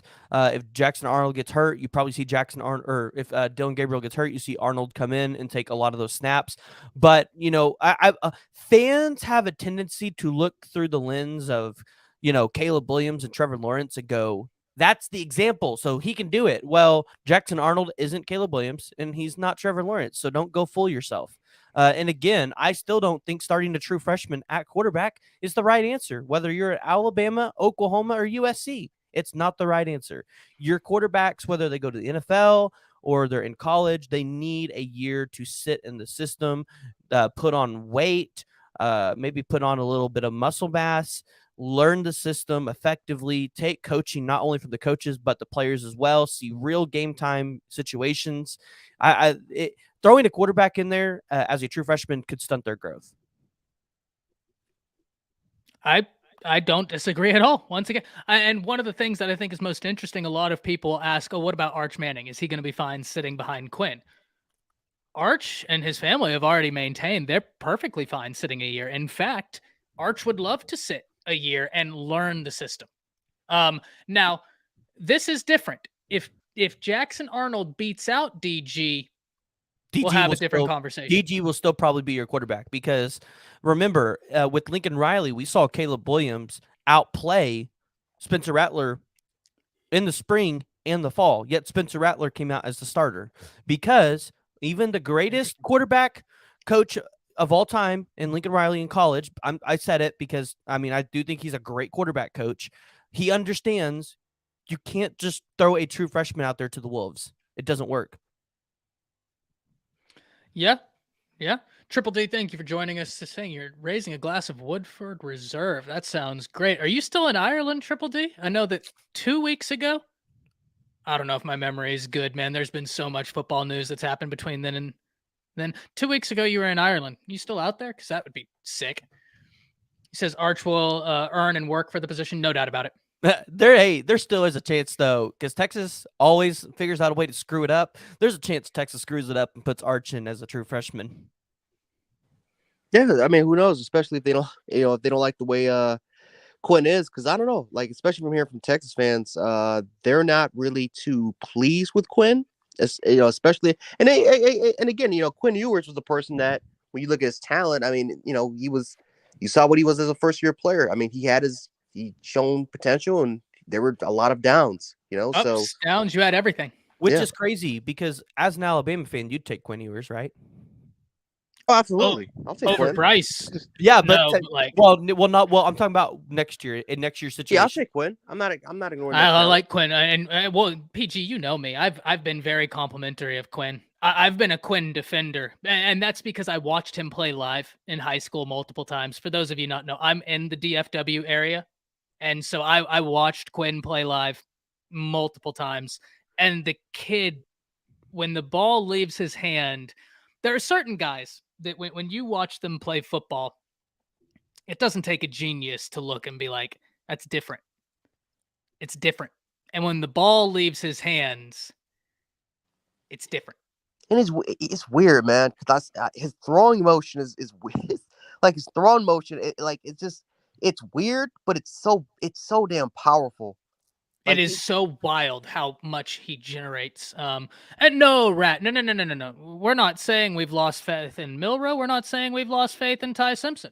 But we were asked if we would take Quinn Ewers, yeah, I'd take Quinn Ewers. Shoot. You want to know the funny thing, though, about Texas and Quinn Ewers and Arch? Texas is going to have Arch Manning and Quinn Ewers on that team. And I still don't even think those are the two best quarterbacks on their team. Yeah, you've maintained that, which is I still believe awesome. Malik Murphy is their best quarterback on that team, and he's going to end up transferring and going somewhere else and potentially balling out and winning a Heisman. Now, I do want to say this. To Rat's point, I have also been very high on Jalen Milroe if we tailor an offense to him. I don't think that it was a great representation of what we saw from Milroe because he was asked to run the offense Bryce is asked to run. There's no quarterback should be asked to run what Bryce was asked to run. No quarterback should be asked to run that. But I also am very intrigued about Ty Simpson. That would be super, super interesting. Really interesting skill set. So, yeah. Alabama's quarterback battle is going to be one to watch next season. Yeah, it is. It is. And again, it wasn't fair to Milroe, man, because he lost a year. He lost a year for possible development. Because I think if you're looking at it from an upside standpoint, I think Milroe just has the higher upside just because he has that Lamar Jackson sort of ability with probably a much stronger arm than what Lamar had in college. But again, you're talking about a player that had to fit into a Bill O'Brien offense, which was not tailor-made for his play style, where Bill O'Brien did not make any sort of adjustments at all or any sort of game plan or playbook for him to succeed. And that I think that just messed up his year of development. And now he's in a way have to kind of, for going into year 3, he's behind the 8-ball. And I think he can do it. I think with Rat, again, I haven't lost the faith, but it's just, 2 years lost because of O'Brien, where if we would have had Sarkisian here, or if we would have had, let's say a Brian Dable or Mike Loxley, who knows going into year 3 what he could have looked like. But I don't know. It's gonna be interesting to see what happens next year. I mean, next season, that's for sure. Do you think Jalen Milroe probably ends up transferring out? Oh, I have no idea. Yeah. It just depends. I don't know. It depends if. That's a good question. I don't know. That's a very good question. PG, I'm gonna say yes if he doesn't do it this year. And I don't want him to transfer, but that's just my gut feeling. I think that if he doesn't, I think if he loses out this job to Ty Simpson, I don't see any reason for him to stay. Otherwise, especially with Julian Sayin coming in. 5 years. You guys have 2 quarterbacks coming in 23. Yeah. 23, and then in the 24 class, they already have the number 2 quarterback in the nation, Julian Sayin. Go after the number 1 quarterback in the nation. One of them, yeah, someone has to go. And I think out of all the quarterbacks, if Ty wins the job, and I can say the same thing. If if Jalen went to the job, I mean, it could be a possibility that Ty leaves, but I'm Logical. more confident of Ty staying if Jalen wins the job, because I think Jalen is probably, especially if Jalen stays and if he has a big year, I think he can go off to the NFL. That's that possibility. If Ty wins, that's now 2 years potentially of being, you're starting quarterback and Jalen Milroe has to. I just don't think that's just going to be. I just don't think that's going to happen if Ty wins the job. It's so weird. I'm so used to being the only tie in every situation that anytime there's another tie, like my brain, first off, I'm not smart enough to compute it. It's like my brain is short wiring. It's like every time you say tie, I look up. It's hell to pay. Various says Milroe way behind, been there 2 years. Yeah, and look, I agree. I think it all depends. It all depends on what type of offense they're running. But it's crazy. You look at the quarterback class for Alabama this year, they have 2 top 10 well, Lonergan comes in at number 11 now, but I think Lonergan's very impressive. You have 2 guys that are top 15 quarterbacks plus Julian Sayin coming in 24. Very interesting. I don't know, Rad, about Ricks. I don't. Jance, do you have any knowledge on that? I haven't heard. That's the rumor. I'm leaning towards 60 or 70% that he's going to come back. There's no reason for him to go to the NFL. There's just no. I mean, like I said, you just never know, because again, Eli Ricks. I mean, he came to Alabama for a shot to go to the NFL. He liked the system that Nick Saban was running, and he liked Nick Saban coaching personally. But Eli, there's literally no reason for him to go to the NFL. Literally, I mean, there's just not. Again, he can pull a Savion Smith where he just, again, he should come back and he should come back, grow and develop. But I don't know. I mean, like I said, as far as relationships, he hasn't had a bad relationship. Matter of fact, he actually has one of the better relationships on the team with Tavares Robinson. So, again, I mean, the only reason for Eli Ricks to stay if he has any sort of bad relationship at all with his coaching staff, which has not been the case. He's got a great relationship with Robinson, has a great relationship with Saban.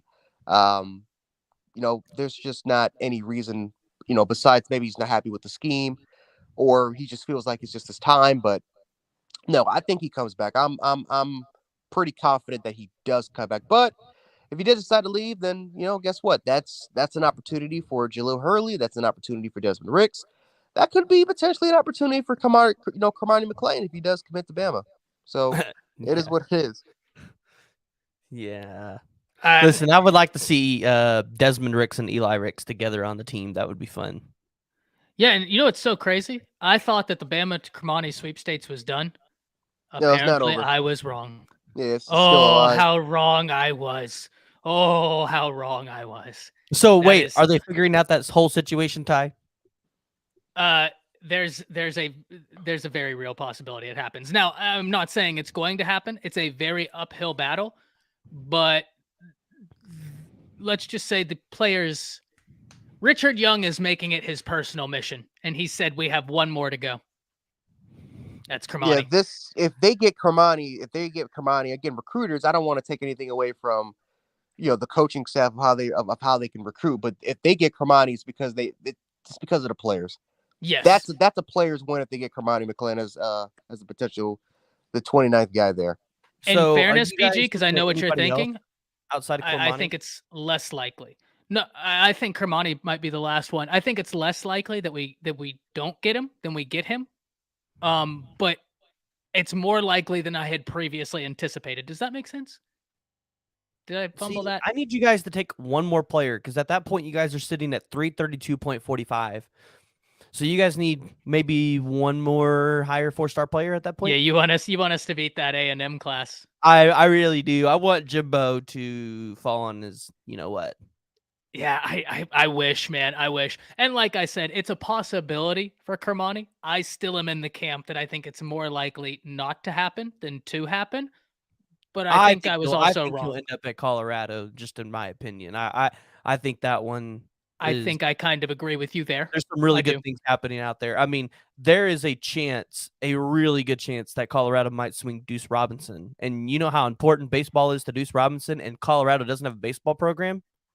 Here's a week to go there with the Tide. Yeah, it's a possibility, no doubt about it. Here's one thing, though, PG. I don't know if you've seen, there have been a lot of crystal balls inserted in Georgia's favor over the Oh, I last few know, I days. know, I know, Deuce I know. Robinson. I've just heard of this pitch that they're pitching Deuce, and I'm Oh, like, no doubt very, about it. No this is doubt a about very it. interesting sales pitch here. This is very interesting Oh, we're because just ideally, what athlete goes and plays because Kyler couldn't even go play NFL and MLB at the same time. They wouldn't let him. Kool-Aid wanted to play basketball and football at Alabama, and this year he Well, was I mean, talking you can about it do it at the before. college level, but Not at even then. the pros won't let you do it. But even So then at the college level, I can tell you a dime a dozen. I've heard so many guys say, I'm going to play 2 sports. They get to college, and then they realize being a college football player is 24/7, 365. There's not an off season for these dudes. There's not. And Now, then he that being said, practiced. you'd still be in And then he shape. tried to. Then he tried to practice with Alabama's basketball team with Nate Oates, and Nate Oates is a hard ass. I mean, Yes, he is. That's exactly what I was about to say. Nate Oates is especially from personal experience, he's a hard ass, and his strength and conditioning program is no joke. You can make a legitimate argument that it actually is on par, if not a little bit better, than Saban's conditioning program. Like it's military like, and that Kool-Aid, for what we've heard, Kool-Aid was just not happy with how things were being ran. And he just felt like, okay, I got to deal with Alabama's football program, and then I got to deal with that. I can't. I don't want to do it better with one sport. No, so and this PG, to your credit, this goes to further your argument that Colorado is absolutely a place to watch for Deuce, because even though, and guys, hear this out, even though we know that the baseball is supposed to be a huge thing in his recruitment, this is kind of the picture we're trying to paint. We've heard this before, and it's a lot tougher. And Colorado has Tim Brewster. That dude is a great tight end coach. yeah, I mean, think about it this way: if the pitch is you can come to Colorado and play with the best 2-sport athlete of all time. Shout out to Coleman, Alabama. Javarius, tell me where to shout out. I'll give you a shout out. Go ahead, PG. I'm sorry. That just No, cracked me you're up. fine. Give But you my come shout to out. Colorado, you're being coached by the best 2-sport athlete of all time. That's And great. even though we don't have baseball program, you can focus on football, go play in the NFL for a couple years, make that NFL money, continue to work out and develop under Deion Sanders, and Deion Sanders can get you a job in the major leagues. Because no NFL team and no MLB team is going to want you to play 2 sports. So you're going to pick one or the other by the time you get there anyways. Shout out to Flowtown. We're just shouting them all out today. Go ahead, line it up in the comments. We'll turn this So where are you into a guys sitting at geography for stream. Warren Robinson out of Red Oak, Texas? Ooh, I know Wilt that's Fong good. has him going to TCU, but he hasn't signed yet. He'll probably go TCU. Dang. I'm just trying to find guys that you could potentially go out there and grab. Yeah, he'll probably. That He'll doesn't even push you up enough. Yeah, and it's going to be very tough. I don't know that we'll be able to beat it.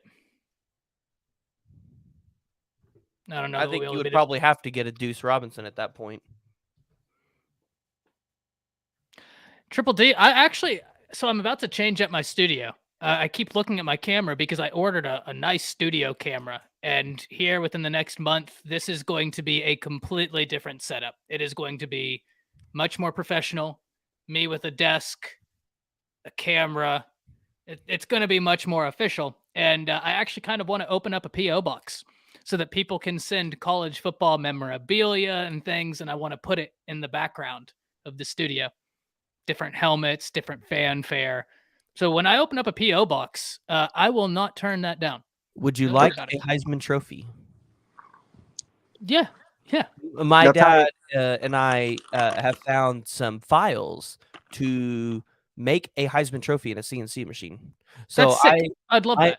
I am going to make one, and when I get my chairs and stuff back here at the table, I'm actually going to have it sitting on the table. Yeah, that's sick. I'll pay whatever Well, you because need the Heisman for... Trophy outside of the national championship trophy is one of the staples of college football. No doubt. Like that is. No doubt. Chance, I'm so sorry I cut you off. What were you about to say? I said, are you ready for Chris to send you some Auburn memorabilia? Because that's what you got to get. That's what you got to get ready for, man. Well, I was hoping that because Chris wasn't here, that would fly under the radar. You notice I haven't said it in front of Chris. So Oh, I'm let's, sorry. everybody in chat, when Chris is here, maybe we don't mention it. That way I don't get an influx of Auburn gear.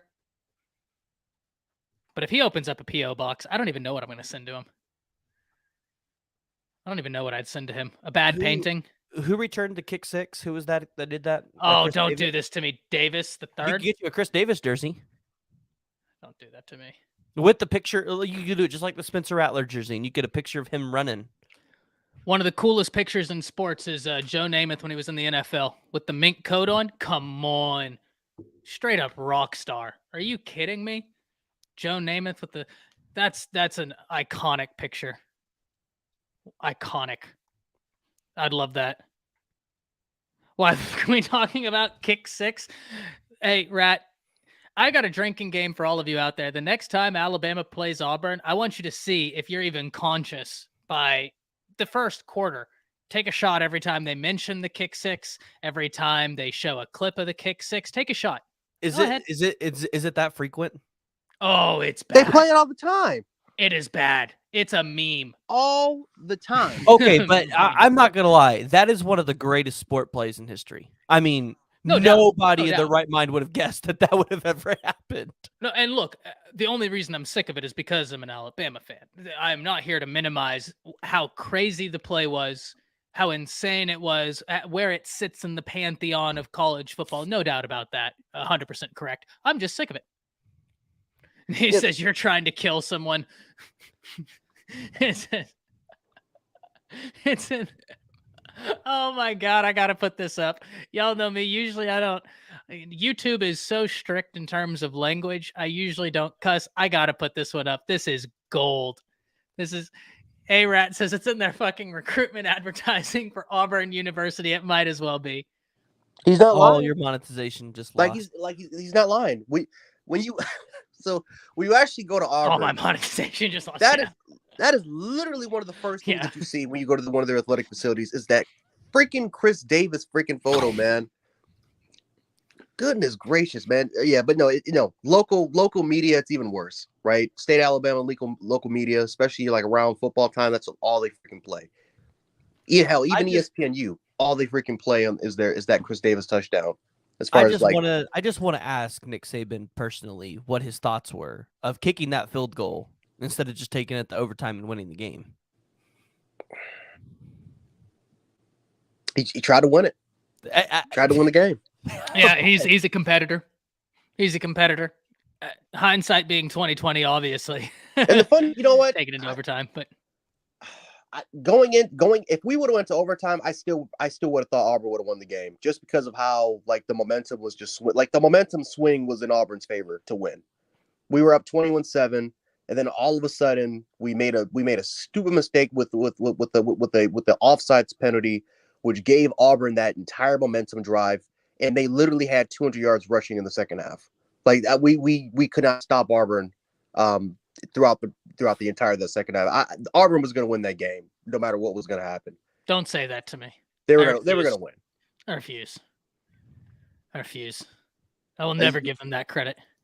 You can't score one touchdown in the second half. You can't do that. I will say this. Was it 2020 or 2021? I think y'all got pretty lucky when it was at Auburn and y'all had made that comeback. That was last There year. were multiple calls that were not called on y'all that got Bryce Young that game-winning touchdown drive or the drive. Oh, I don't think that the reffing was the problem in that game. I think it was our offensive line was terrible. Oh, they got outclassed. No. Not the first time that happened, but that was, I'll put it like this. How many, just because I had this conversation the other day with someone else, how many holding calls were called on OU this year? You said 2? 1? Okay. Bro, did you see the one from last night? Hold on. This is why whenever people are like, oh, the refs for Alabama, how many holding calls do you think have been called on Alabama? I would assume probably about 1. So you mean to tell me teams are blocking Will Anderson and Dallas Turner clean? Oh, yeah. I've watched teams ride Dallas Turner's back to the quarterback, ride Will Anderson's back to the quarterback, and the ref will sit there looking. And I'm like, dude, he's giving him a piggyback ride. This is ridiculous. Nothing. Peeps, silence, nada. So you're right. There have been a lot of no calls on Alabama, and I'm not going to argue that because there have been some. I think you can find them in a lot of football games. I just think it equalizes. You know what I mean? Like, I think at the end of the day, it equal. But I don't disagree. We were lucky to get out of that game. Bryce showed up at that last drive and absolutely threw a dime to Ja'Cory Brooks. Cool thing about that game, actually, a minute left in the fourth quarter, they show Bryce Young, and he's sitting there smiling. He's just sitting there smiling, looking at the Auburn defense, and then drives it 95 yards down the field. Incredible. Thank you for joining us, Blood. Every time I'm going to ask you. Yeah, I think Jance is probably right. I don't want to admit it, but I think Jance is right.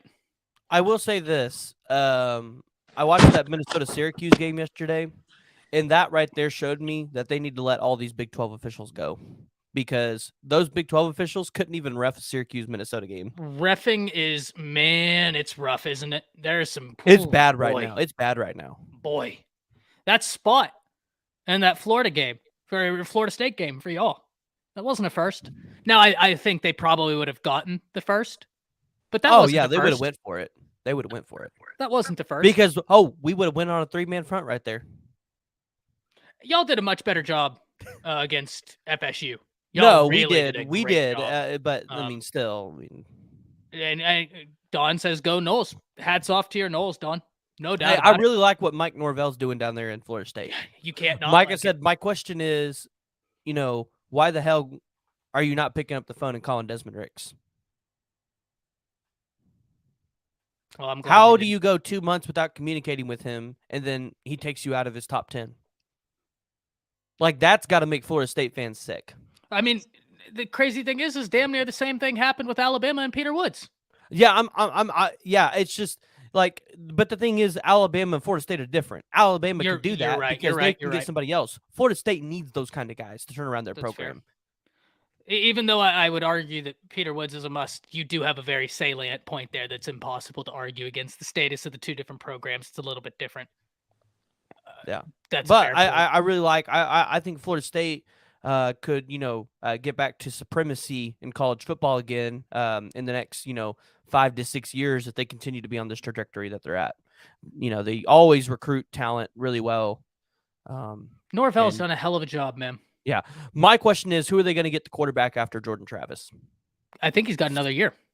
Yeah, but you got to get somebody now. No doubt. You're not wrong. Preferably you'd want them in this recruiting class. Yeah, and I think do they have a quarterback in this class? Yeah, I think they'd have to go to the portal and then take somebody else but I don't think they're getting any of the top guys in 2024 because, I think Dylan Raiola, in my opinion, I think this man ends up at Nebraska at this point. You're right. So I don't think you're landing him. If I'm looking at it right now, I don't see any quarterbacks in the state of Florida that are, you got Jaden Brayford, but he's crystal balled to end up at Penn State. Let's look at their 23 recruiting class real quick. Yeah, that's what I'm going to. So Hakeem Williams, what a beast! Oh, that was such a great pickup. What a beast. Hakeem Williams is sticking it to Deion they got Sanders. Brock Glenn. Oh yeah, I forgot about him. 6'2", 195. It's going to be interesting to see how he develops, no doubt. I would like to see them land a blue chip. Portal. You're not wrong. It's funny. In the class of 2012, they got Mario Edwards, ranked as he's the second best player Florida State has gotten per 24/7 You know what? Sports. If Milroe or Malik Murphy hit the portal, they could go after one of those two. Be great. They'd be great pickups. Actually, that wouldn't be a bad one at all. If Milroe hit the transfer portal, that would be a wild destination. Murphy or Milroe would be great pickups for that program. A little interesting story before we get out of here. The second best recruit in Florida State modern recruiting era, at least per 24/7 Sports, Mario Edwards. He played right down the street from me for a little bit of his high school. He started off at Prosper, which ironically, Coach Prime used to have a house right in Prosper. He had one of his sons go to Prosper High School, and Coach Prime lived right down the street's a little bit of a stretch, but he lived about 20 minutes from where I grew up in Gainesville, Texas. Coach Prime's going to lock up the Miami, Fort Lauderdale area. But people forget he has deep ties to Texas. He's got very deep ties to Like Texas. he's going to be He able to lived recruit. here. Yeah, he's going to be able to recruit both Yeah, really well. he coached at Trinity. Yeah, and the damn Prosper High School, you should see the man. His house out there was wild. We'd drive past it. I'll never forget playing for Gainesville. We'd drive past it, and people would just look and be like, "Yep, that's Prime's house." But There it is. Surfer Boy, I hear your argument, but also at the same time, hiring Coach Prime at the time at FSU, that kind of program, that was really an unknown. Like nobody knew Coach Prime was going to be what he is now. And also at the same time, like Coach Prime would have tremendous expectations on him in his first year at Florida State. And look, Norvell has done a really good job this year. Yeah, Mike Norvell's a really solid coach. Jay is on his way to the Orange Bowl, Matt. He's going to watch Tennessee versus Clemson. He caught that Florida State-Oklahoma game last night and went from Orlando to Miami, and he's going to the Orange Bowl this evening, and he's going to lose the bet to me tonight. Yeah, the Orange team is going to win. He acted like it was like a decision to go to the OU Florida State game when he found out that they were going to be in Florida. I'm like, no, you're going because you're going to go watch the Orange Bowl too. Yeah, Miami's recruiting very well. Very well. Going to be interesting to see if they can hold on to Kermani. They better. I don't know that they will, but they better. Well, guys, I think that's about it. We've been on for going on 3 hours now. It is Norvell's first good season, but yeah, got to give him credit where it's due. I forgot he's got AJ Duffy too. I forgot about him. Oh, he got him last year, didn't he? Yeah. Yeah, that's a good point. Duffy. He was a blue chip guy. And it done good work in the transfer portal. He's got a good class coming in next year. He's got a 5-star running back coming in next year. He's already got committed Jordan Pride. So yeah, it's going to be really, really good. Triple D says Notre Dame, South Carolina tied at 24. I'm going to go watch that right now. Matt says not long enough on this live stream. So guys, and this is just a spitball idea, but when my studio changes, I'm thinking of changing or making a slight change to the way I do content. And I'm thinking of actually presenting multiple live shows a week that will be more structured, less interactive, but we're going to keep the interactive live streams. So we'll have live shows, we'll have live streams. They'll be separate. But this isn't going to go away. We're still going to do these interactive streams. This is the most fun. But that being said, guys, I think that's a bit. We've covered just about everything. Jance, PG, where can the people find all of your great content? Jance, God bless America, that picture. Did you see what he has? PG, look at his picture. Oh yeah, it's Bill O'Brien. I noticed that a while ago. I thought it was like some gag picture or something. Nope. It's to get under my skin. I'm telling you, man, we're going to extend that man 5 years, record-breaking $50 million. That's our guy. But no, you guys can find me Jance716 on Twitter, Jance Sports on YouTube. If you want to catch some content, especially talking nothing but positive about Bill O'Brien, catch me there. And also catch me at Buffalo Fanbase if you guys want me to as well. Really interested to see all the stuff you're going to be putting out on Buffalo, man. That's such an awesome gig you have. Oh, well, PG knows. PG knows what's about to happen. I need Buffalo to lose tomorrow so that Chiefs can get that number 1 spot. Yeah. Well, PG, what about yourself, man? We'll Tell the people where they can find all your content. Yeah, y'all can find me on YouTube, The PG Show, Apple, Google, Spotify, the same thing. Or you guys can find me on Twitter, The PG Show _. So I just put out a interview with 2024 offensive lineman Casey Poe. So that one was fun. He's got Alabama in his list of choices. We did that interview with Tim Brewster, working on maybe a couple Colorado coaches, a couple more. So that was a great interview. I loved that, man. He was great. I'm going to try and get Coach Mathis on because he's from Gainesville. He played at Gainesville High School. Did I hit him up? Let me see. His son is one to watch, but I think I might be able to help you get in contact with him. Yeah, I actually hit him up the other day. I might be able to help you. That name sounds familiar. Yeah, cornerback coach for JSU and now Colorado. He played for Gainesville High School.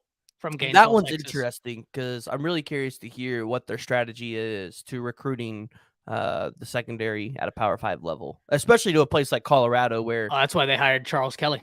oh my Well, God. with Coach Prime. I mean, obviously Coach Prime is Coach Prime. That speaks for itself.